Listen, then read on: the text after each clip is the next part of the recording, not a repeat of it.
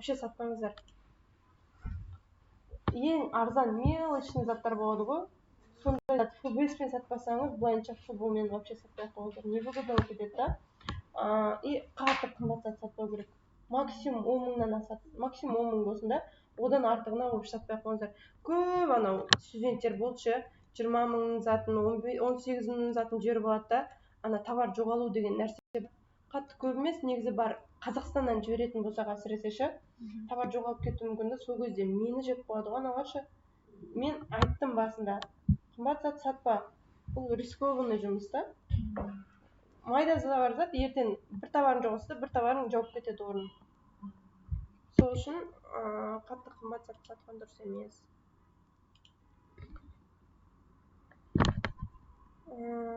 Енді ФБО, ФБС, енді ФБОны түсіну ғой, складқа апарып сату, солар и ақшасын дүйсенбіден алып отырасың оларда да.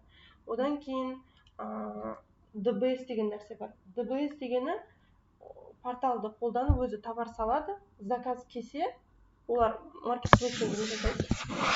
Егерде заказ кесе өздері қабылдайды, бірақ өздері жіберіп береді. Мынандай складтарды қолданбайды. Складтағы доставщиктер оған товарын тасымайды да, в общем. Былайша айтқанда, оларға только осы порталды қолданғаны үшін әр товарына комиссия и болды. Логистика бесплатно болады, потому что өздері апарып береді деген сияқты. Түсінікті ғой, иә? Енді мынау бізде Seller Wildberries.ru дегені бұл партнерский сайт. Одан кейін клиентский сайт деген нәрсе бар. Wildberries'те. Клиентский сайт бізден сатып алушылардың барлығы осы жерден көрінеді. Сатып алушылар осы сайт арқылы бізге заказ береді. Былайша айтқанда, Каспимен заказ беріп отырық, например, тағы не бар? Алиэкспресс бар, 1688 бар, тура сол сияқты осындай сайтпен заказ береді. Одан кейін қазір Wildberries'ке сіз, например, да шығып кетсеңіз, Новый годтан кейін обновление жасап қойған, порталдан Seller Wildberries'тен шығып кететін болсаңыздар, бірінші клиентский сайтқа кіріп аламыз да, көрдіңіз ғой жаңа. Клиентский сайтқа кіреміз, номерімізді жазып, код алып ше. Регистрация жасамай, номерді жазып, кірдік қой вайти деп. Кіріп болғаннан кейін, мына жаққа кіру үшін 15 секунд уақыт береді. Я, сообщение, код мына жаққа келетін болған. Бұрын телефонға прямо келетін еді, қазір ондай болмайды. Только осы клиентский сайт арқылы ғана аламыз деген. Мына мен жасаған самолеттарым тұр, готов к получению. Уже товарым кеп тұр деген сөз. Оны кейін түсіндірем. Енді мынау Seller Wildberries.ru деген только сатушылар отырады бұл жерде. Түсінікті ғой, Seller Wildberries.ru. И өздеріңіз кіргеннен кейін сақтап қойсаңыздар болады. Звездочкамен қойсаңыздар, всегда программалар мыналар сияқты сақталып тұрады. Көрдіңіздер ғой, басасыздар да кіре бересіздер. Одан кейін бұл партнеры деген кнопканы бассаңыздар, бұл жерде бастапқы бет тұрады. Бастапқы бет, яғни сіздерге апта сайын ақша түседі дедім ғой, ақша түскен кезде мына жерде көрінеді. Сөйтеді, вывести басқан кезде сіздерде ИП счет ашып беремін. ИП-іңіз бар ма? ИП ашу керек. ИП счет бар ғой сенде? ИП счеттарыңызға ақша түседі. Бір 5 жұмыс күн ішінде түседі, обычно соңғы кездері ертесіне уже түсіп жүрді ақша. Сосын мына жерде сіздердің товарларыңыздың магазиннің рейтингісі, қанша товар саттыңыз деген сияқты тұрады. Мына жерде загрузка, складов дегені ФБО-ға товар жіберетін болсаңыздар, осы жерден қарайсыздар ғой. Загруженность уже Калединада ең мықтысы не? 89%, яғни қатты толмаған склад. Сіз апарып сала берсеңіз болады деген сияқты. Кейбіреулер болады, Новосибирскте уже ол 100-ден асып баратса, сіздің складқа ФБО-ға жіберетін товарларыңыздың каждый товарына 150 теңгеден платный қабылдайды. Барынша бесплатныймен өткізу керек дегені сол ФБО-ға тағылады. Одан кейін новости деген нәрсе бар, өте көп обновление болады сайтта. Бүгін басқаша болса, уже ертең басқаша болуы мүмкін деген сияқты. Содан кейін мына жерде статистика деген нәрсе бар, заказ бүгіндікке и бір аптаға деген сияқты. Заказ за неделю деген сияқты. Осы жерден көріп отырасыздар. Выкуп деген нәрсе, повоздан заттарды алып кетті деген нәрсе. Ақша түседі. Сізге ол сатта ақша түсетін нәрсе. Мына заказ, ол бөлек. Заказ келеді, ол ақша түсу, ол бөлек. Выкуп и за неделю. келер аптада осынша ақша түсу керек деген сөз да, например. Бұл рубльмен көрсетіледі. Рубльдің суммасына күнделікті қарап жүресіздер.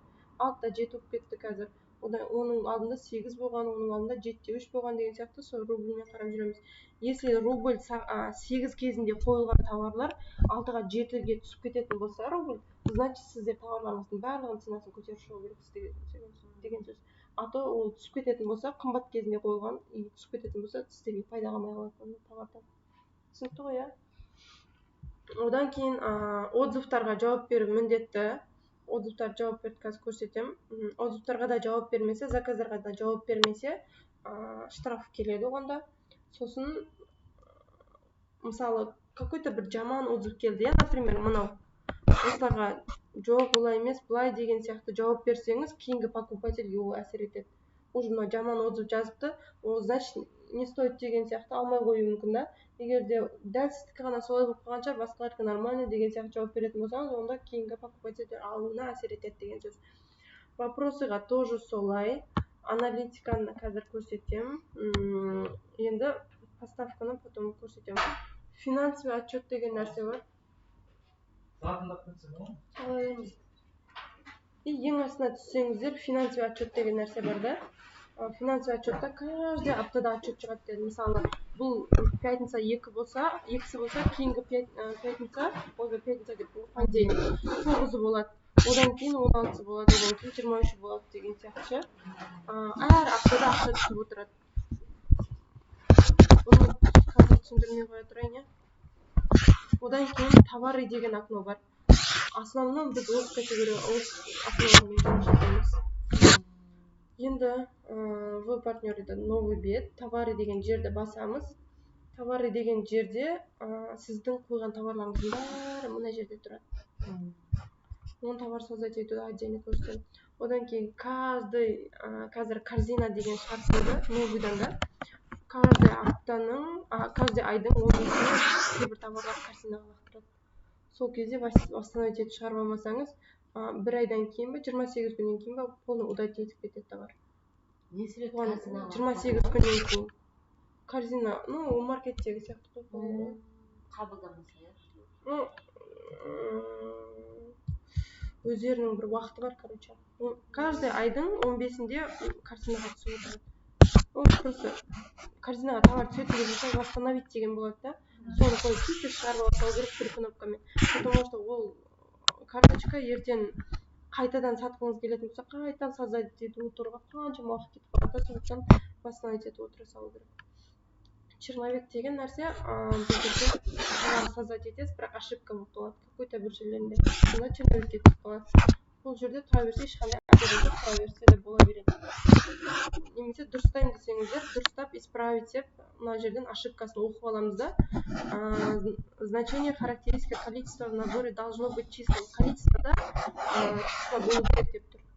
И количество деген окноны характеристиканы ашамыз да, какой-то бір сан жазамыз деген сияқты. Соны айтып тұр.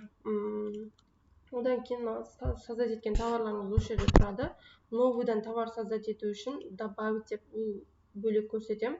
Один товар деп қандай қай типте саласыз, өзіңіз білесіз товарды. Товар салудың да 3 түрі бар.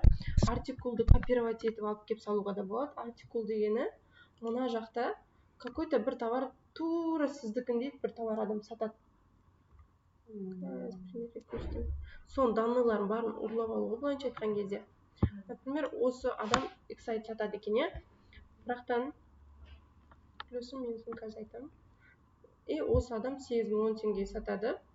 И мен оны салғым келетін болса, бізге негізі басында осылай үйреткен, копировать етіп, бұл жерге артикулын қойып, артикул қой деп тұрды мына жерге өзі.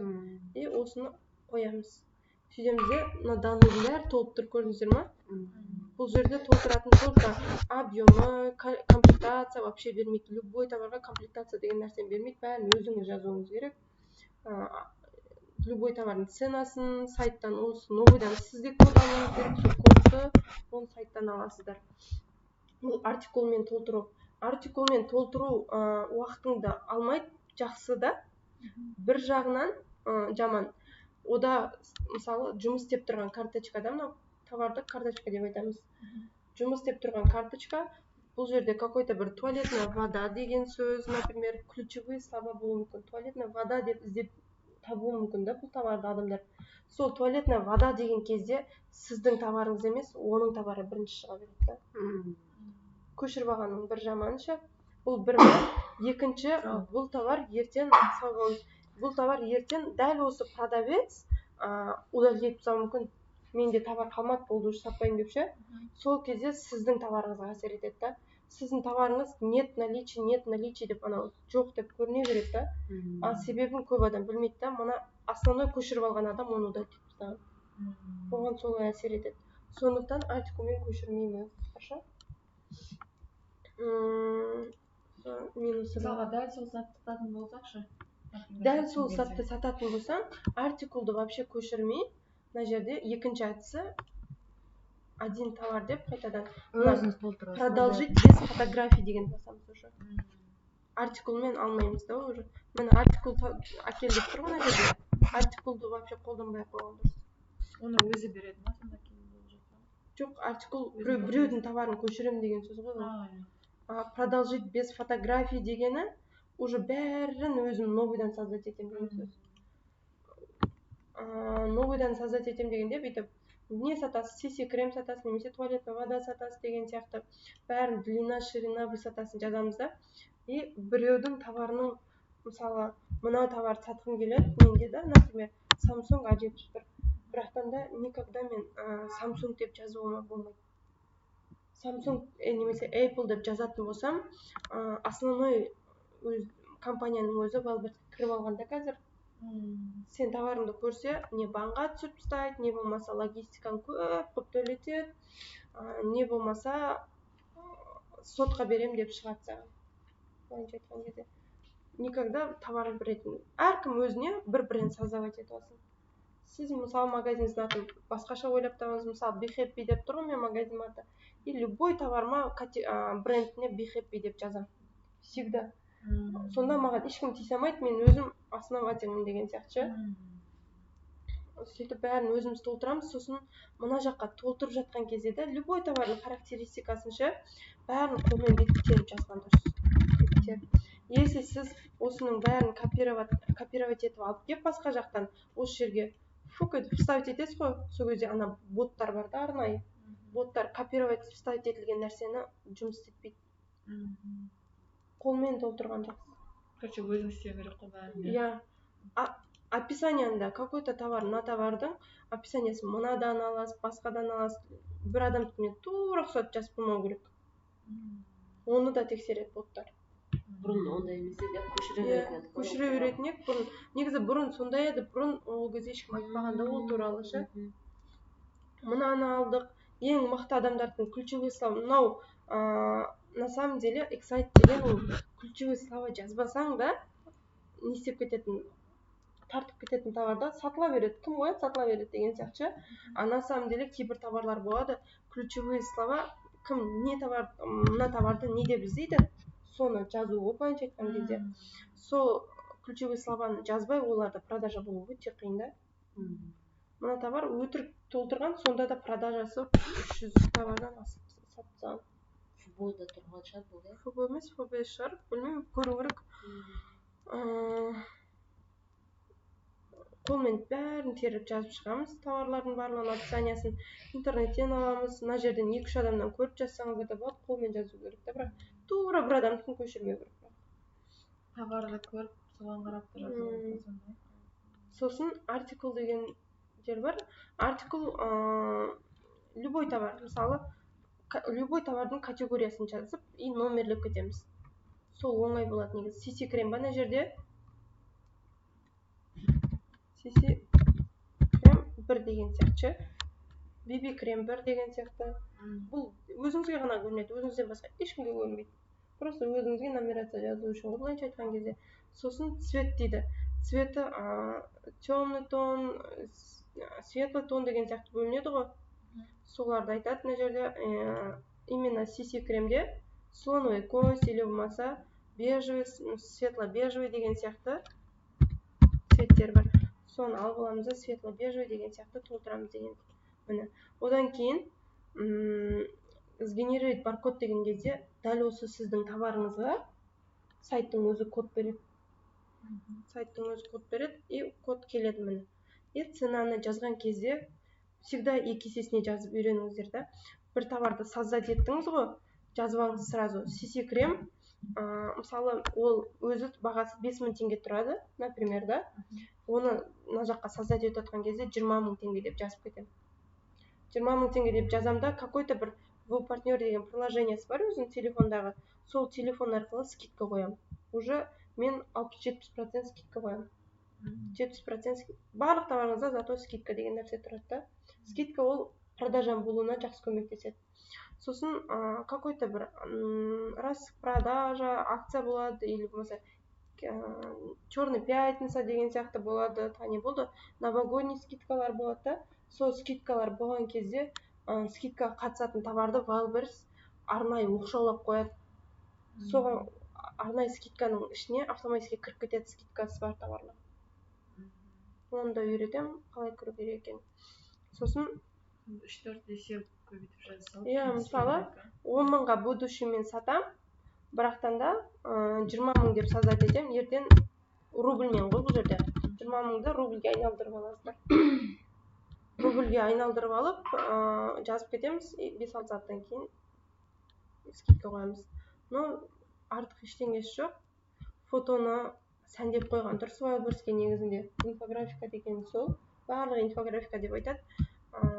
Любой фотоны былай просто так қоя салмай, сәндеп қою. Мысалы бағана обычный ма сонда? Бұл просто так товардың простой түрі да. А на самом деле көрдіңіздер ме аналар қалай сәндеген товарларын. Осылай сәндеп қоятын болсаң, вообще продажаға ол да жақсы әсер етеді да. Иә. Міне мыналар былай сәндеген сияқты. Товарларды сәндеп, сосын қойған дұрыс. Бастапқыға жаймен үйреніп, сәндемей қойып көріңіздер, кейін одан кейін үйреніп қойған кейін сәндеп қойып көріңіздер деген сияқты. Тоқтамай жұмыс істеу керек та. Сосын бұл товарды өзіміз создать етудің бір жолы, иә. Одан кейін какой-то товарыңыз бар, бірақтан да интернеттен таппай жататын болсаңыз, один товар деп фотосымен іздеу. 1688 китайский сайттарда фотомен іздейміз ғой. Тура сол сияқты фото қойып көреміз, сайтта кім сатады, шықса соның данныйын ала салуға болады. Обычно, в общем, продолжить без фотографий деп өзіміз создать еткеніміз жақсы. Товар создать етудің 3 жолы ең дұрысы мынау. Түсінікті ғой, баяғыда десем баяғыда өзіміз қолмен толтыратын қоймыз. И отзывы, вопросы деген жер бар. Сізге келген отзыв, вопрос, барлығы осы жерде көрініп тұрады.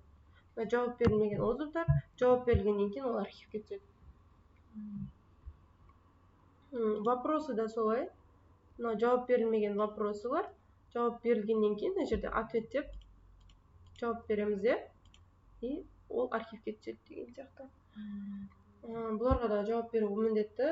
Ноутбукпен жауап берсеңіздер де болады, немесе приложение көрсетемін, приложениемен де жауап берсеңіздер болады.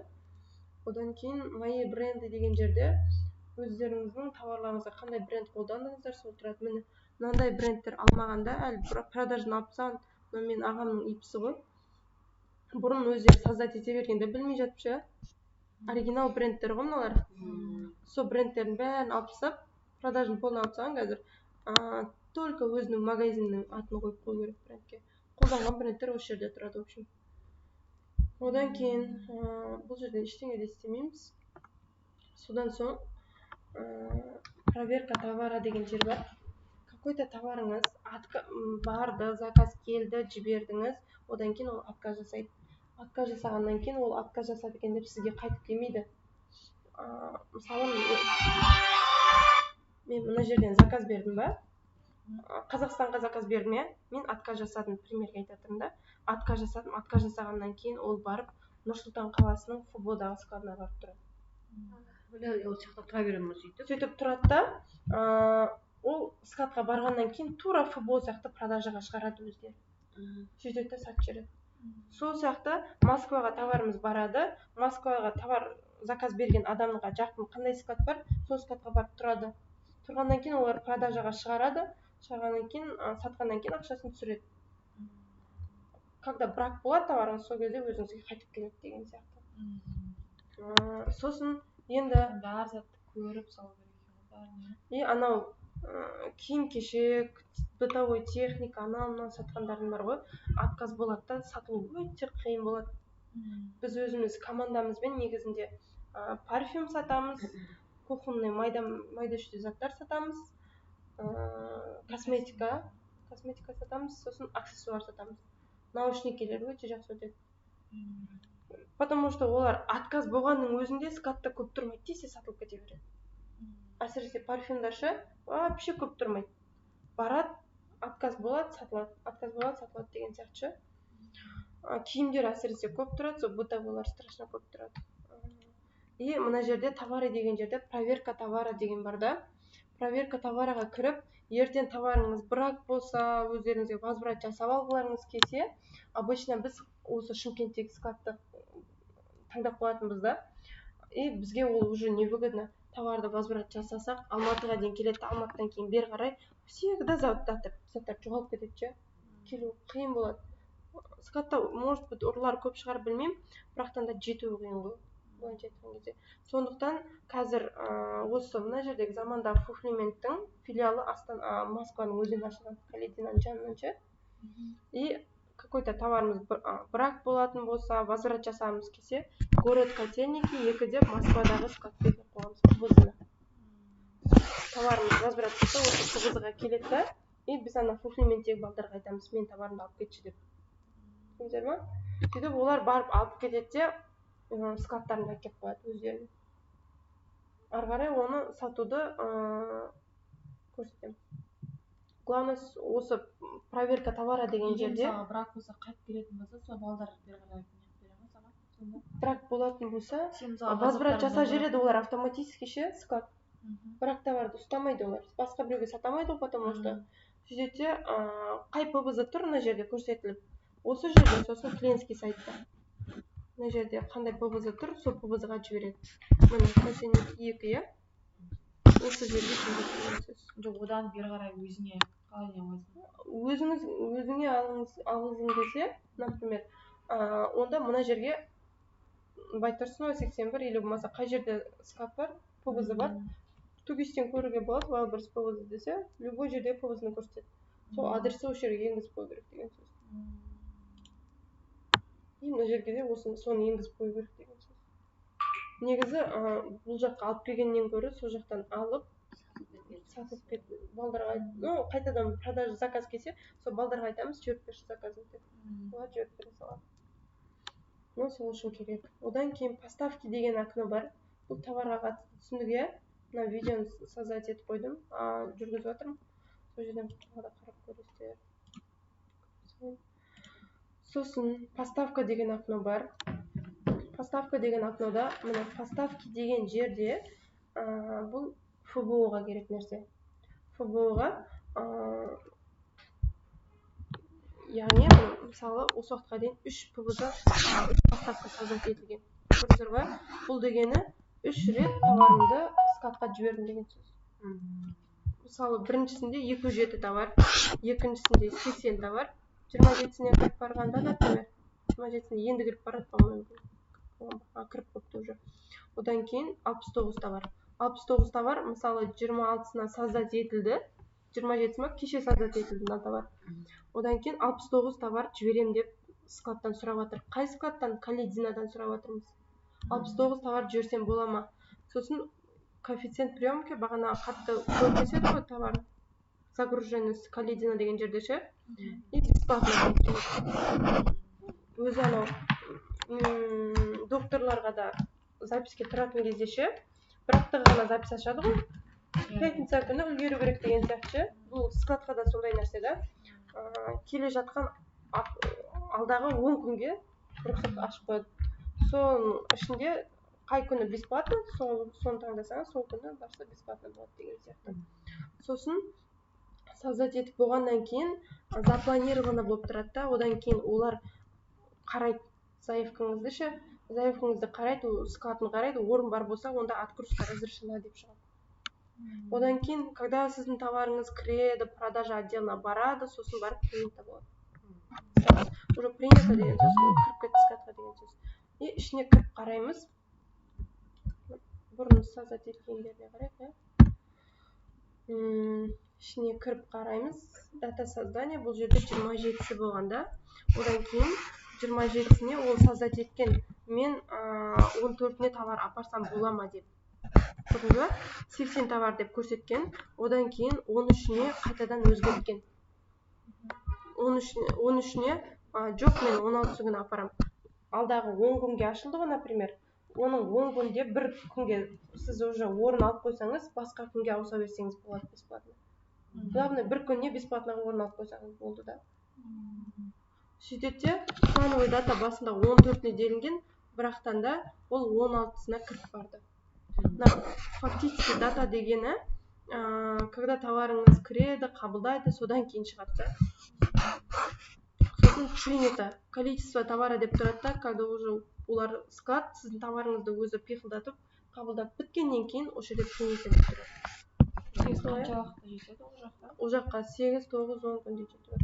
Қазіргі күнге жоспарлап салу керек, сосын айту керек. Ол поставканы, бірақ мына суплементтегі балдар өздері істейді. Себебі бұл товар, например, да, пропуск деген нәрсе бар. Кім складқа кіреді машина, соған дейін рұқсат алу керек та. Мына машина кірсе рұқсаты бар, мына машинаға рұқсаты жоқ деген сияқты. Сөйтсе, олар кіретін машинаны біледі. Міне Асқар Жұмабеков деген бала газельмен кіреді. Көрдіңіздер ма? Сол газельмен кіреді, басқа машина кірсе рұқсат жоқ, сол үшін олар поставканы өздері создать етеді, потому что қандай машина баратынын олар біледі, сіз емес. Онда ол получается бізге онша керек емес. Бізге онша керек емес. Для себя керек. Чтобы поставка создать етілді ма тексеріп отыру үшін, сосын складқа товарыңыз кірді ма, соны тексеріп отыру үшін да. Машина деген жерде проверено складом выгружено без расхождений десе, уже машина кірді деген сөз. Бірақ мынау пайда болған кезде просто мынау пайда болмайды, принято болмайды. Одан кейін машина кіріп болғаннан кейін 3 күннен кейін қабылдайды, иногда кейбіреулер бір күнде сразу істеп тастайды деген сияқты ше. Одан кейін мынау шығады, одан кейін бітті полный деген сөз ғой. Бұл ФБО-ға товар жіберудің несі? Пропускасы. Ставкасы бойынша айтқан кезде. И айтады олар товар жіберіп, упаковка жасап алсаңнан кейін бізге гостевой доступ ашыңыздар деп ше. Сол кезде біз олардың номерлерін енгіземіз да, біздің атымыздан өздері создать етеді. Бірақ создать етеді, но счетыңызды, анау еш нәрсе өзгерте алмайды. Одан қорықпай қойсаңыздар болады. Оларға ондай доступ жоқ та, потому что ол владелец емес. Поставка создать етеді, товар салуға рұқсаты бар, ол қосылған адамның, и товар заказды қабылдауға рұқсаты бар, басқа ештеңе істей алмайды. Одан кейін поставка деген жер, суперсейф деген нәрсе бар да, қымбат заттар апаратын болсаңыз, суперсейф деген нәрсеге қабылдайды. Алтын, телефон сататын болсаңыздар, оның қабылдауы да платный болады деген сияқты. Одан кейін возврат товаров деген нәрсе бар. Возврат товаров-та какой-то бір товарыңыз складта көп тұрып қалып, мен өткенде блинница жіберген едім, сатылмай кетті. Өз ценасына қойсам да сатылмай кетті, одан да өзіме алып алғаным жоқ соны. Сол үшін возврат жасап алдым да. Байтұрсынова 81-ді көрсетіп, мына жерден ше. Ол кезде мына поставка деген жерде возврат товарыға кіріп, мынау возврат товары жасайтын болсаң, платный 170 рубль төлейсің деп тұр. Я давай төлеймін, понятно дедім да, окей дедім. Сөйтінде мынаны активировать етіп қойдым. Түсіндіңіздер ма? Осыны активация жасамасаңыздар, возврат жасай еместер товарларыңызға. Өзің не қылсаң ақша төлеп аласың ба сонда бері қарай? Иә, логистикасы үшін жолға төлейсің деген сөз ғой. Коэффициенты приемки деген нәрсе бар. Коэффициенты приемки деген жерде, мына жерде бесплатно, мыналар платный деген сөз. Калединоны алып көрейік. Любой складты көреміз, например. Калединоға қараңыздар, жіберудің 3 әдісі бар. Монополит, короб, суперсейф. Суперсейф бізге арналмаған, монополит деген сөз, дәу коробка деген сөз ғой. Дәу коробка. Ал короб деген сөз 60-та 40-40. Мынандай коробка, мына жерге дейін келеді, и мынандай фотодан менен көргендерсің, сондай сияқты. Основной коробпен жібереміз. Бір коробканы жіберу, мыналар услугасы коробкасымен бірге, коробкасын осыдан алыстырда, суплементтен, ол 10 000 теңгеге шығады, коробкасымен бірге. Сондықтан анау мына коробкаға барынша көп зат кететін, маржасы нормальный зат жіберуге тырысу керек. И ходовой товар. Өтпейтін товар жібермей, ходовой товар жіберген дұрыс. Сосын коробпен жібереміз. И алдағы мысалы 27-се бүгіне алдағы 10 күнге уже көрсетіп тұрмын. Көрдіңдер ма? Міне. Мысалға ше, екісіне дейін товарды алып, осы балдарға 10 теңге салып жіберсең, болды ма уже? 8 күнге ашып тұрмын. Өздері жаққа барын апарып сөйтіп қояды. Өздері алып, скатқа салып, бәрін істейді. Соған жауап береді олар. Товарыңыз жоғалып кететіндей болса, ақшасын да қайтарып береді бұлар даже. Бара жатқанда ше. Жауапкершілікті өздеріне алған. Мынау алдағы күнге бесплатно. Например, қараңыздар, осы жерде сіздің товарыңыз 27-сіне барып қалды дейік та. Бірақ барған күні платный болып қалуы мүмкін. Сол кезде 2-3 күннен кейін бесплатно болса, 2-3 күн күтеді олар. Бесплатный күнге өткізіп беруге тырысады. Бұл ФБО-ға арналған, в общем. Түсінікті ғой, иә? Скаттан бірінші бесплатный маусымын көріп аламыз да, сосын сол күнге заявка жібереміз. Былайша айтқан кезде. Ол заявканы аналар өздері жібереді. Просто тексеріп отырсаңыз болды. Возврат товаран активация жасап қойсыздар. Енді marketplace деген окно бар. Бұл ФБО-ға дым қатысы жоқ. Бұл ФБС. Розничный сату осы жерден бір-біреулеп заказ келсе соны жіберіп отырып. Ол үшін мына жерден поставкадан создать еттік қой айтпақшы товарды.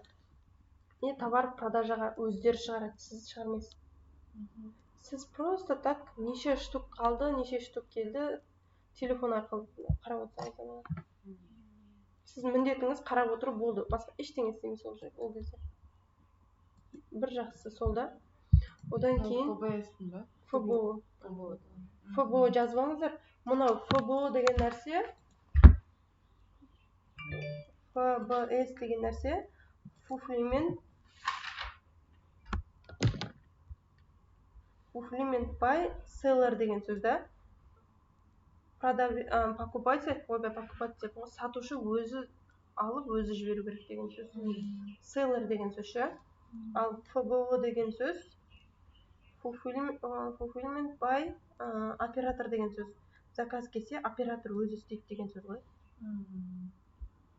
Сонымен шатастырмауға болады, оператор деген сөз.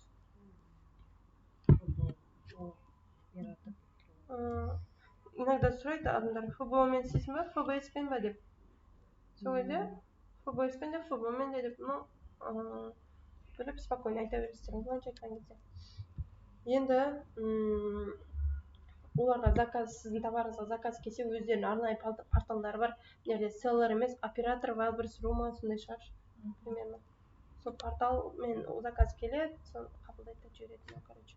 Енді маркетплейстен ФБС-ке арналған бір заказ келеді, соны жіберіп отыру.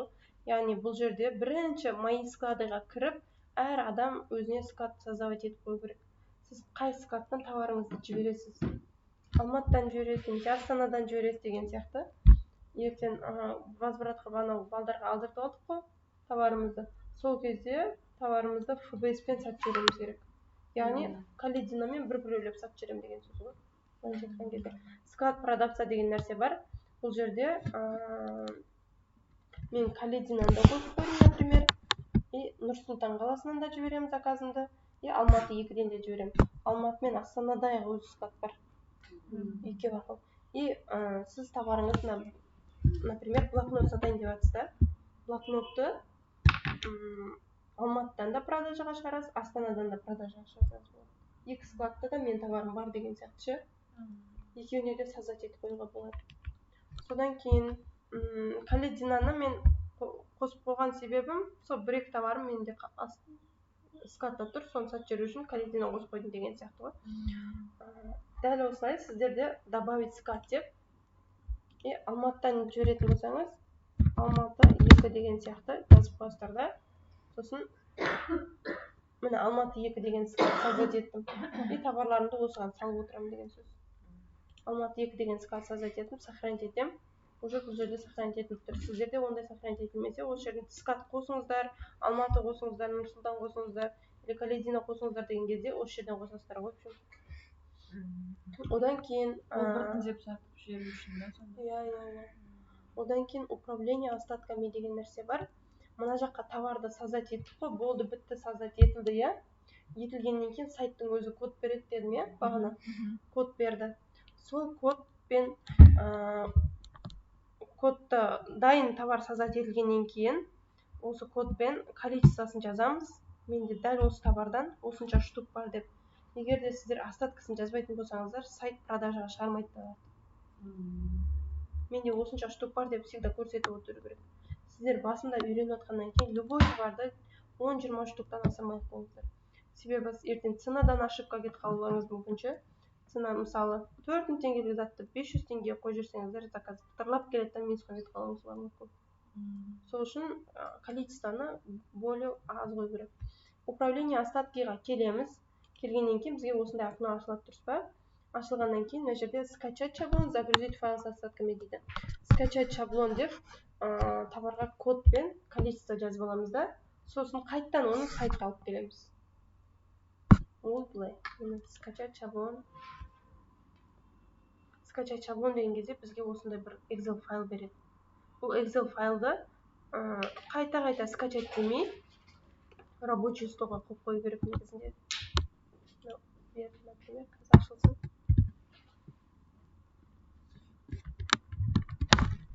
Например, мына товарды мен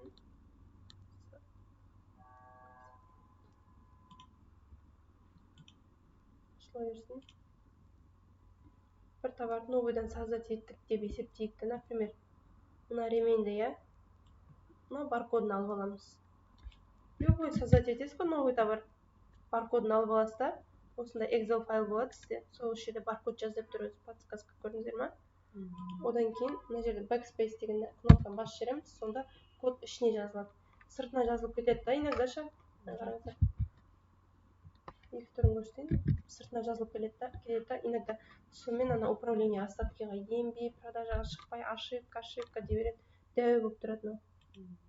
И backspace басқаннан кейін ставить ететін болсаңыз, ол окноның ішіне жазылады уже. Көрдіңіз ба? Сөйтті 20-дан асырмайсыздар. Количество қанша штук бар сізде осы товардан деп тұр. Мынау ошибка береді иногда. Біз баяғыда көп жазатын сол дұрыс емес еді.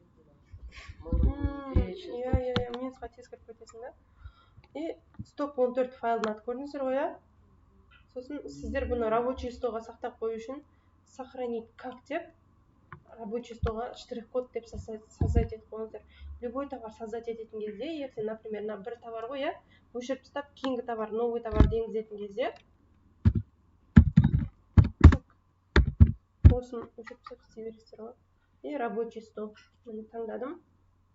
Сохранить. Кейінгіде сіздер мына жерде управление остаткиға кіріп, скачать шаблон деп баспайсыздар. Сіздерде шаблон дайын уже. Мен оны рабочий столға сақтап қойдым, примерно. Көрдіңіздер ма?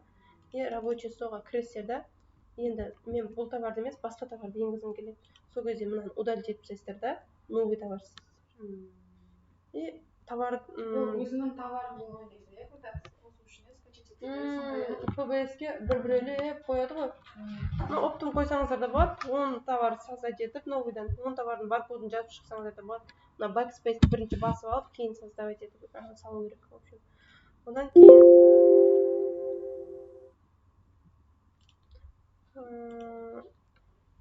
Запись жасаватсың ба? Запись жасаватырмын, иә. И скачать шаблон деп алдым, оны рабочий столға сақтап қойдым. Количество мен баркод жаздым, иә. Осы товардан осынша штук бар деп. Енді қайтадан сайтқа алып келуім керек. Загрузить файл с остатками деймін. Сол кезде қай скатқа қойғым келеді товарды деп сұрайды бұлар. А егер бірақ скат болса, онда автоматически шығып кетеді да. Мен мысалы Калединаға қойғым келеді. Бірақ Қазақстанда отырып сіз Калединаға жібере алмайсыз ғой. Сондықтан Калединаға емес, Алматы мен Астанаға қоясыз. Егер Москвада товарыңыз қоясың да тез жету үшін. Штатқа не қатаң берсің ғой, жоқ, бұл ФБОны шатасың ба? Бұл ФБС үйрететін. ФБО бөлек. Бұл бізге заказ болып келеді, егер осыған создать ететін болсақ. Біз қабылдаймыз да заказды и Алматы мен Астанаға жібереміз. И Астанаға мен загрузить деймін, штрих-код деген файлым тұр ғой, соны алып келемін. Сөйтіп загрузить деймін. И бұл менде Астанада тұр уже, көрдіңіздер ма? Сол сияқты. Алматы, екі, Астана. Қойдым, сақтап қойғанмын, 18 жыл. Мынау Астанада тұр, біреуі Астанада тұр, біреуі Алматы 2-де тұр. Нассауda тұр, Алматы 2-де тұр деген сияқты. Калединада тұр, менде веб-сайттар бар. Каледина деген сөз мыналардың несінде, Алматы, Москвадағы фуфлементі бар ғой, соларда мен ячейкам бар да, коробкам бар. Сол коробкама мен заттарым салып қойған олар. Сол коробкамдағы заттарға заказ келсе, мен оларға штрих-код, баркод үйретем, соларды алып оларға жіберем. Сөйтемде олар штрих-код бағанағыдай жабыстырады да, складқа барып тапсырады. Ол ФБС. Біреулеп алып тапсыру, ол ФБС. Иә. Сосын ең басында товарды санымды көрсетесің, болды ма, ары қарай уже сайт өзі қанша қалғанын өткеніне қарап өздері есептеп отыра ма? Иә. Ол жақта өздері көріп отырасың только. Уже ол товарың жақсы өтіп жатса, ертерек сол товарды дополнительно қосып қоюға әрекет жасау керек та. Енді мен остатка жазып қойдым, енді маған заказ келген күтемін уже. Сайтқа мен продажаға шығардым. Мына жерде продажаға шығармасаңыздар, нет наличий деп көрініп тұрады да. Мына жерде цена көрініп тұр ғой. Егер остатка жазбайтын болсақ, мына жерде нет наличий деп тұрады. А если уже остаткасын енгізіп қойсақ, продажаға шығады. Цена көрінді деген сөз продажаға шықты уже. Клиенттерге де ол видно деген сөз ғой, былайша айтқан кезде. Енді бұл товарды остаткаға продажаға қою, былайша айтқан кезде. Енді какой-то товарыңыз қалмай қалды. Продавецтер жоқ, бұл товар келмейді енді бұдан былай дейді да. Ол кезде мына жақтан товарды удалить ете алмайсыздар никогда.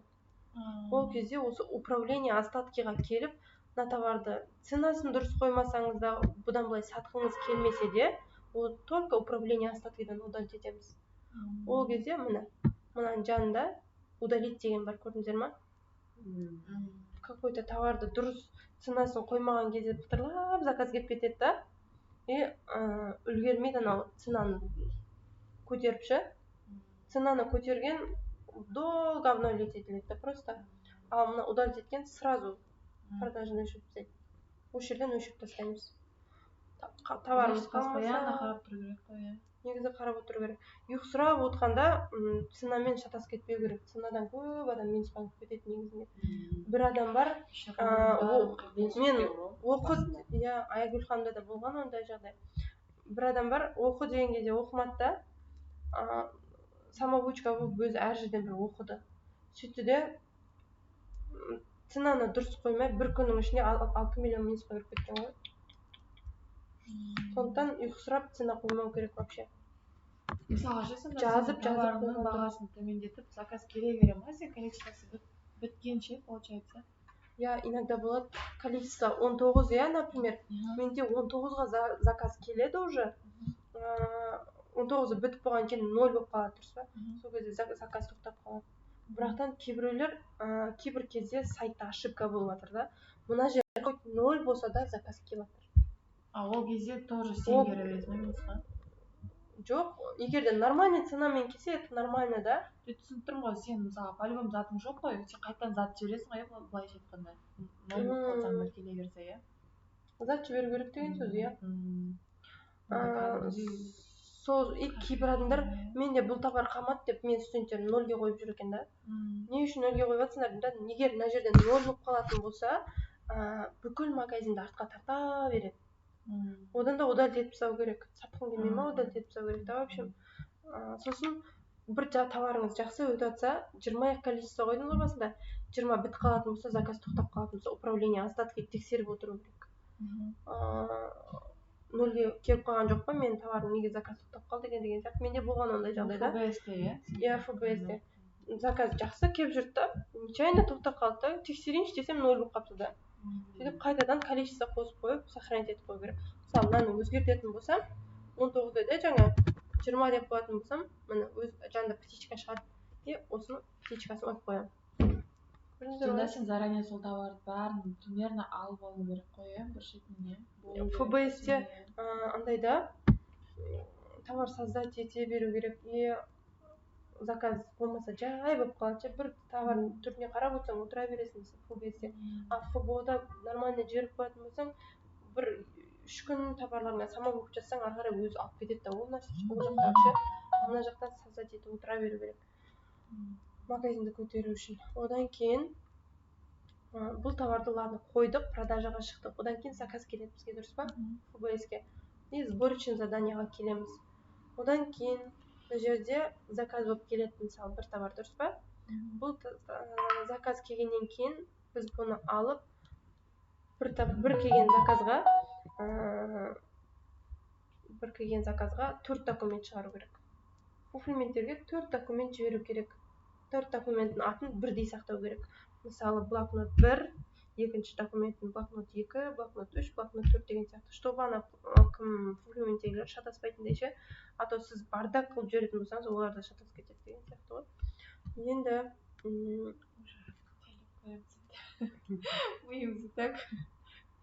мен видеоны әдейі жүргізіп жатырмын, кейін жайлап тағы көріп алу үшін. Be Happy деген магазинде, например, заказ нормальный болып тұр да. Сіздерге неге мен бұны көрсетейін деп жатырмын, потому что оптом заказ қабылдауды білмейді көп адам ше.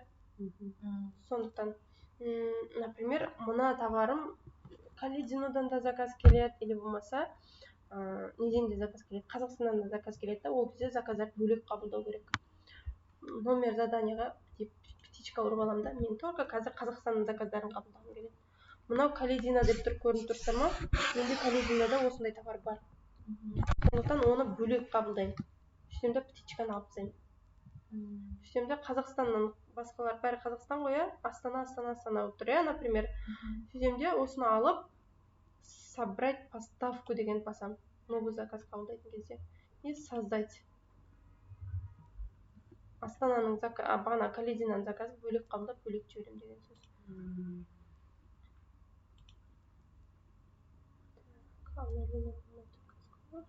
Үш-төртеу шығады. Иә, 3-4 шығады, кейін сосын кейінгі новый заказ қабылдайтын кезде қайсысы бар, соны таңдап отырып жалғастырып кетесіз. Міне, мен неше реттен создать етіп жібердім да, например, интернет істемегеннен ше, и какой-то бір поставканы бүйтіп птичка ұрам да, кейінгі заказ қабылдайтын кезде жерде уже мына үшеуі ғана қалады. Үшеуін біреуін қайрап кеткен кезде. И добавить задание к поставке дегенді басамыз. И новыйдан уже на сборке өтеді. Көрдіңіздер ма? Новыйдан қабылдап на сборке өткіземіз, одан кейін доставка өткіземіз, доставкада тұрған кезде. И складқа қашан апарып береді на фулфилменттер, сол кезде ғана архивке түседі. И мынау на сборке тұр. Бірде-бір документ шығармадық әлі. Обновить етіп жіберейін. Обновить етіп отырыңыздар, иногда ошибкамен. И мына жерде 8 деген тұр ғой, количество товар. Сол 8-ді ғана қабылдаймын. Ол үшін мына жерге жанына птичка ұрам да, лист подбора деген бірінші документ. Осыны үстін басам. Лист подбора дегені сіздің жаңағы жабыстырды ғой штрих-код. Сол штрих-код қай товардық екен білу үшін. Например, 40 деген елдің штрих-код шығады қазір. Соны барып саваш деген елге жабыстырды. Сол фотоны көріп отырысыңыз жаздырған кезде. Бұл бұның аты лист подбора, иә? Жазып қояды лист подбора деп. Енді товардың атын сақтау үшін, например, блок 1 деген сияқты мен сақтаймын. Блок 1. Кейінгі документтерді енді мен біліп отырамын, что блок 2 деп сақтаймын. Бұл бірінші документ кетті. Одан кейін жанына тағы птичка ұрып аламын да, передать в доставку деген бассам, поставка деген нәрсе шығарып береді. Поставка дегені сіздің товарыңыздың складқа өтуге рұқсат алуы деген сөз ғой. Поставка соған керек. И әрбір заказ келгеннен кейін уақыты болады оның ше. Мына заказ келгенде 13 сағат болды. Например. Осы 13 сағат ары қарай жалғасып кетпеу үшін мынау поставкаларыңызды ертерек жіберіп қойсаңыздар, қойдық ол товарды бүгін жібермесеңіз де заказды қабылдап поставкасын фулфилментке жіберіп қоятын болсаңыздар осы уақытын тоқтатып береді. Уақыты асып кеткен сайын ана штраф жүреді да. Түсіндіңіздер ма? Сол поставканы оларға жіберіп қою керек деген сөз. И мына QR кодты ұрған кезде оларға поставка ұрады да уақыт тоқтайды автоматом. И қанша товарыңыз складқа кіреді, соның спискасы тұрады, мына баркодыңыз, товарыңыздың аты тұрады. И ары қарай осыны да сохранить етемін. Сөйтемде бұны блок 2 деп сақтаймын. Екінші документ кетті, иә? Одан кейін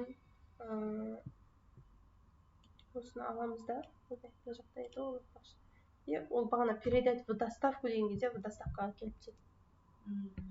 Одан соң 8 товар еді менде, иә? Мыналардың уақытын әлі тоқтатпады. Мен кеше поставка жібергем. Уточнить ету керек осындай жағдайда. Мен поставкам уақыт тоқтамапты әлі деген сияқты. Сосын қайдан уточнить етесіңдер сонда? Сол фулфилменттердің номерін беремін, соларға жазасыңдар. Кейін 8 заказ тұр ана жерде. И осы 3 точкасын басамыз да, стикер деген нәрсе бар. Осы мына жерден де шыға керек. Мына жерден общий барлық товардың стикерін алып аламын. Стикері деген сөз бағана наклейка жабыстырдық қой товарға. Сол стикер. Оның ішінде сіздің де данныйыңыз, покупательдің де данные, бәрі сканерді басқан кезде оларға компьютерден көрініп тұрады. Сосын бұны аламын да, бұл менде 3-ші документ. Бұны штрих-код деп атайды. 3-ші документ. Түсінді ғой, енді 4-ші документіне жаңағы заказда көрдіңіздер ғой, біреу баркод, біреу штрих-код деп айттым ғой. Баркодтан шықпады, байқадыңыздар ма? Сол баркодты шығарамыз енді. Баркодты мынандай арнайы сайт болады. Барлықтарыңыздың ноутбуктарыңызға орнатып беремін. barcoder.vbcon.ru деген сайт. Бұл сайттан баркод жасаймыз, чтобы оған дәлелдеу үшін осы товарды. Ол үшін мына жерде мына лист подборада тұр да, данныйлар. Баркодты ашқан кезде наименование продавца, мен магазин атын, товардың атын, размерін, цветін, артикул жазып кетті бағана, крем 1 деген сияқты. Сол артикулды и штрих-код дегені бағана сайттың өзі код берді ғой, генерate баркод деген кезде сол кодты жазамыз деген сөз. Артикул ше, бұл жерде өзің қоя бересің ба қалаған? Иә. Омаркетте математика. Ана категориясымен сақтаған дұрыс артикул ше. CC крем или BB крем деген сияқты. Крем 1, крем 2, крем 3 деп кетеді. И мына жерде сіздермен бірге заказды қабылдап алатын ғой. Бір товар. И наименованияға қойдым, иә, товардың атын, названиясын. Размері 0 екен, цветі жоқ. Көрдіңіз ғой, иә? Артикул продавцасы парфюм 2. Сосын бұны аламын да парфюм 2-ге саламын. Сөйтемде мына жерден поставка деген жерде духи мужские деген аты. Savage деп жазсам, Dior деп жазсам, маған шығып кетуі мүмкін да, брендтің создавательдері ше. Мен товардың аты деп сол үшін мен жазбағам. И мынаны аламын, баркодын. Сөйтіп мына жерге қоямын. И магазинде сөйтіп осы товардан сізге 10 түсетін болса, 3 түсетін болса, количествоға 3 штук деп жазып қойсаңыз. 3 рет жазып жүрмейсіз. Сосын добавить строку деймін, басқа товар. Мына жерде бірақ заказмен деп тұрады. Сосын ары қарай менде мына товардан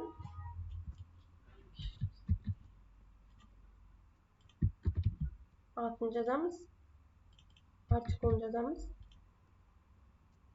Сізге бітаныс нәрселер болады ма? Білем.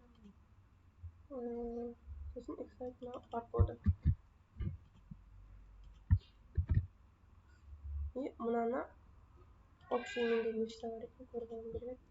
Магазин атын копировать етіп отырамын астарына.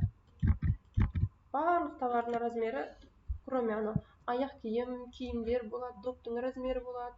Солар ғана болмаса, былайынша кухонный заттар, аксессуарлар размермен жүрмейді.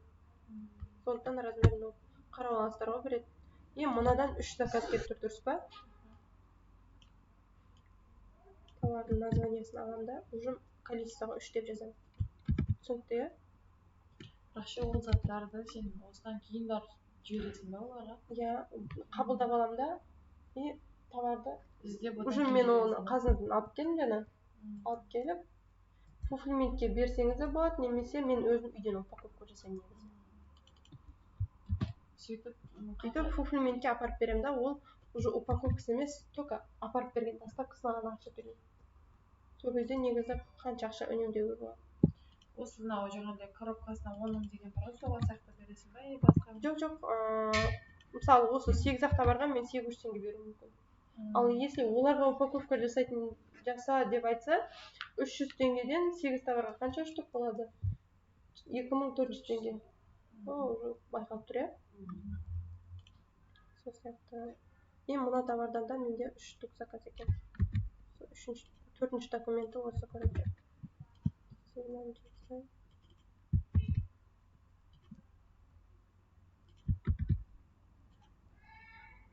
Олар сол неге апарады, бәрі білесің, Россияға алып кетеді ғой, Россияға алып кетеді, уже ол складқа апармайды. Прямой ПВЗ-ға апарады. Мына товардан да менде 3 штук. Жазып болғаннан кейін Barcoder деген сайтпен жазамыз, данныйды толтырамыз, толтырылды барлығы. Мыналардан шатас кетпеу керек, баркодтардан. Формат штрих-коданы коды 128-ге ауыстырып аламыз. 3 нәрсе ауысады. Біріншісі, мынаны термоэтикета, кішкентай форматта шығарам деген сөз. Одан соң EAS дегені стандартқа сәйкес мен товарым деген сөз. Сөйтеміз де предпросмотр деп қарап аламыз да, уже 4-ші документіміз шықты, дұрыс па? Лист подбора, поставка, штрих-код, баркод. Баркод ол дәлелдеу үшін керек, штрих-код покупательді табу үшін керек, лист подбора фулфилментерге керек, поставка уақыт тоқтату үшін керек. Складқа кіруге рұқсат алу үшін. Сен сонда ана баркодтарыңды өзің шығарасың, үйде менде принтер бар, например, өзім шығарамын. Принтер болмаса менде де сақталғаныңды шығарасың ғой, получается. Мен шығарғанда только екеуін ғана шығарамын. Бағана наклейка бар ғой шыққан товардағы. Мынаны шығарамын, сосын мынаны шығарамын.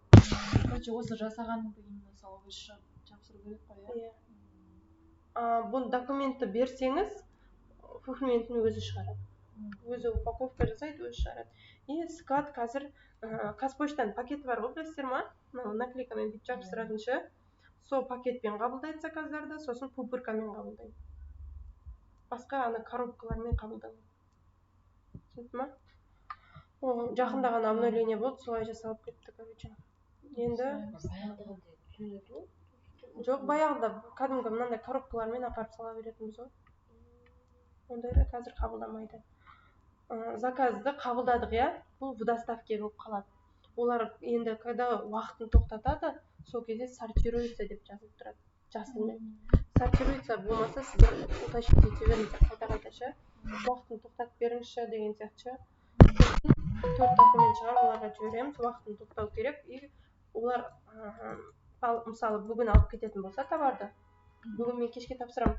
Уже ертең түнде мен товарым складқа түсу керек. Потому что бұлар мына фулфилмент айтпақшы таңертең түсіп жатыр, потому что Алматыға барып отыр ғой. Түнмен жол жүреді да таңертең апарып салады. Таңертең уже архивке түседі. Ал Астанаға жібергендер бір күннен кейін архивке түсіп отырады. Архивке түскеннен кейін жаңағы айтқандай әртүрлі не деп тұрады. Әртүрлі статуста тұрады. Отсортированасы жолда деген сөз. Мына Калидинадан кеткен заказдар көрдіңіздер ма? 24-не заказ келген, уже прибыл болып тұр. Ал біздікі 2 апта отсортировано, даже 3 апта отсортировано болып тұрады. Калидинадан жіберген заказдарыңыз, ол жақтан клиентке тез жеткен сайын магазин товарыңыз бар ғой, жоғарыға шыға береді да, заказ көп келе беретін болады. Қазақстандікі заказ түседі да, 2 күннен кейін жолда кетіп бара жатып қайтадан түсіп қалады да ол ше. Уже үлгермейді да ол жоғарыға шығып. Сондықтан ФБС-те бізде заказ аз болады. Байқасаңыздар, Россияның продавецтері анализ жасап үйретемін ғой әлі. Россияның продавецтері Қазақстаннан әлдеқайда жоғарыда тұр да. Олардың товары потому что тез клиентке жетіп отырады. Склад та өздерінде деген сияқты тез жетіп отырады. Олар бізден әлдеқайда мықты. Олардың выручкасы деген айына 3 миллион рубль выручка жасап отырады ғой, почти былайша айтқан кезде ше. Сондықтан ғой будущем жұмыс жасайтын адам полный Москваға көше салған дұрыс екен негізінде. Бұл заказ қабылдауды түсіндік, 4 документті шығарамыз да, сосын WhatsApp-ты қосып қойып, WhatsApp-тағы жаңағы нөміріне жібере саламыз документтер. Жібере білеміз ба, көрсетіп жібере салайын ба? рұқсат жүре салайын, иә? WhatsApp-ты ашамыз да жүре саламыз. Енді ары қарай өтейік. Бүгін полный осы порталды үйретем да. Ертең M-Stats деген аналитикалық сайт бар. Қай товар жақсы өтеді, кім қалай сатып жатыр, неше штук сатып жатыр, қай товар таңдаған дұрыс деген сияқты. Аналитика. Кім не сатып жатыр, ипс арқылы көріп отыруға болады деген сияқты бәрін көрсетеді. Орыстар не сатып жатыр. Бұл информация алғаннан кейін, ары қарай жұмыс істеп көру керек. Негізі үйренгеннен кейін адам 30% қана алады екен да, когда практически істейді, сол кезде ғана 100%. Енді мына порталды тек қана үйретудің өзімен ми айналып қалады қазір. Енді маркетплейсті полный осы 3 окномен жұмыс жасаймыз. Склад создать етеміз, остаткаға енгіземіз де, продажаға қоямыз и заказ қабылдаймыз. Сойтуға, енді цена скидка деген нәрсе бар. Анда-санда ғана жұмыс жасаймыз бұнымен. Көрді ма? Цена скидка деген нәрсе бар. Бұл жерде скидкаларды ауыстыру. Мысалы, кеше 55% скидка қойсам, бүгін 50% болу керек деген сияқты. Бірақтан да мына ноутбукпен ауыстырған кезде ошибка кетіп қалады да көп адамда. Сондықтан вообще телефонмен дұрыс ол. Через телефон үйретем. Енді календар акция деген нәрсе бар мына жерде. Календар акцияда вообще сайтта қандай скидкаға болып жатыр, соларды көрсетіп отырады. Былайша айтқанда, бұрын отмороженная скидка деген болған, оның алдында новогодняя распродажа. Осы декабрьде, мысалы, мына елка скидка деген болды, мода года деген болды, скидка ше. Товарларыңызды осыған қатыстырсаңыздар, трафик жинайсыздар. Трафик дегені заказ бермесе де Инстаграмда бар ғой, біз біреудің аккаунтына кіреміз, лайк басамыз, сөйтеміз, ол интересно ашып кетеді ғой. Тура сол сияқты нәрсе да, сіздің товарыңыз скидкаға қатысып жатса, мына жерде интернеттен көрсетейін. Мына кибер неделя деген болады дейді. Қазір ше, например. И осы жерде баннер болады, кибер неделя болады. Мына магазиндердің скидкасы. Мына кибер неделя деген скидка болады дейді. Сөйтіп клиенттер оны басады. Қандай скидкалар отыр екен бұндай товарда деп ше. Сөйтіп қарайды, мынандайларды қарайды. Брюки алғысы келсе, осыны қарайды деген сияқты ше. Сөйтіп осы баннердің ішіне кіріп кетеді сіздің товарыңыз. Скидкаға қатысатын болсаңыз, товарыңызға скидка қоятын болсаңыз, былайша айтқан кезде. Қатқаннан. Кибер неделяға қатысып жатыр, көбісі көрдіңіздер ма? Кибер неделяға қатысқан товарларға осындай значок береді. Товары кибер неделяға қатысып тұр деп ше. Олардың қатысқаннан кейін олар кіріп көреді, интереске ше. Сөйтеді, заказ бермесе де сіздің товарыңызға кірсе, ол жоғарыға көтеріле береді. Сөйтеді, заказ беріп бастайды, одан кейін тура интересныйға шыққан сияқты заказ көбейе береді деген сияқты ғой. Трафик жинау керек, магазинге трафик жинау керек, в общем, былайша айтқан кезде. Сол үшін всегда акцияларға қатысқан жақсы. Так, мен жаңағы немен қарап жіберейін, жұмысқа жібере салайын. И осы жерде чатты ашып аласыз, комплименттердің номерін ашып аласыз деген сияқты ғой. Одан кейін мына скрепканы бассаңыздар, мына жерде документ деген тұрады. Документте мен блок 1, блок 2, блок 3, блок 4 деген таңдауым керек, міне. CTRL-ді басып аласыздар да, таңдайсыздар, қай документтерді жіберу керек. Сөздерде Enter-ді басып жібересіздер, 4 документ бірге кетеді. Бағана штрих-код басқан. Мені? Блок 3, блок 4 бар. 4 документ кетті, я? Ары қарай мен үйге барған кейін осыны ашам да, принтерге жібере салам деген сияқты ғой. Покупка жасап.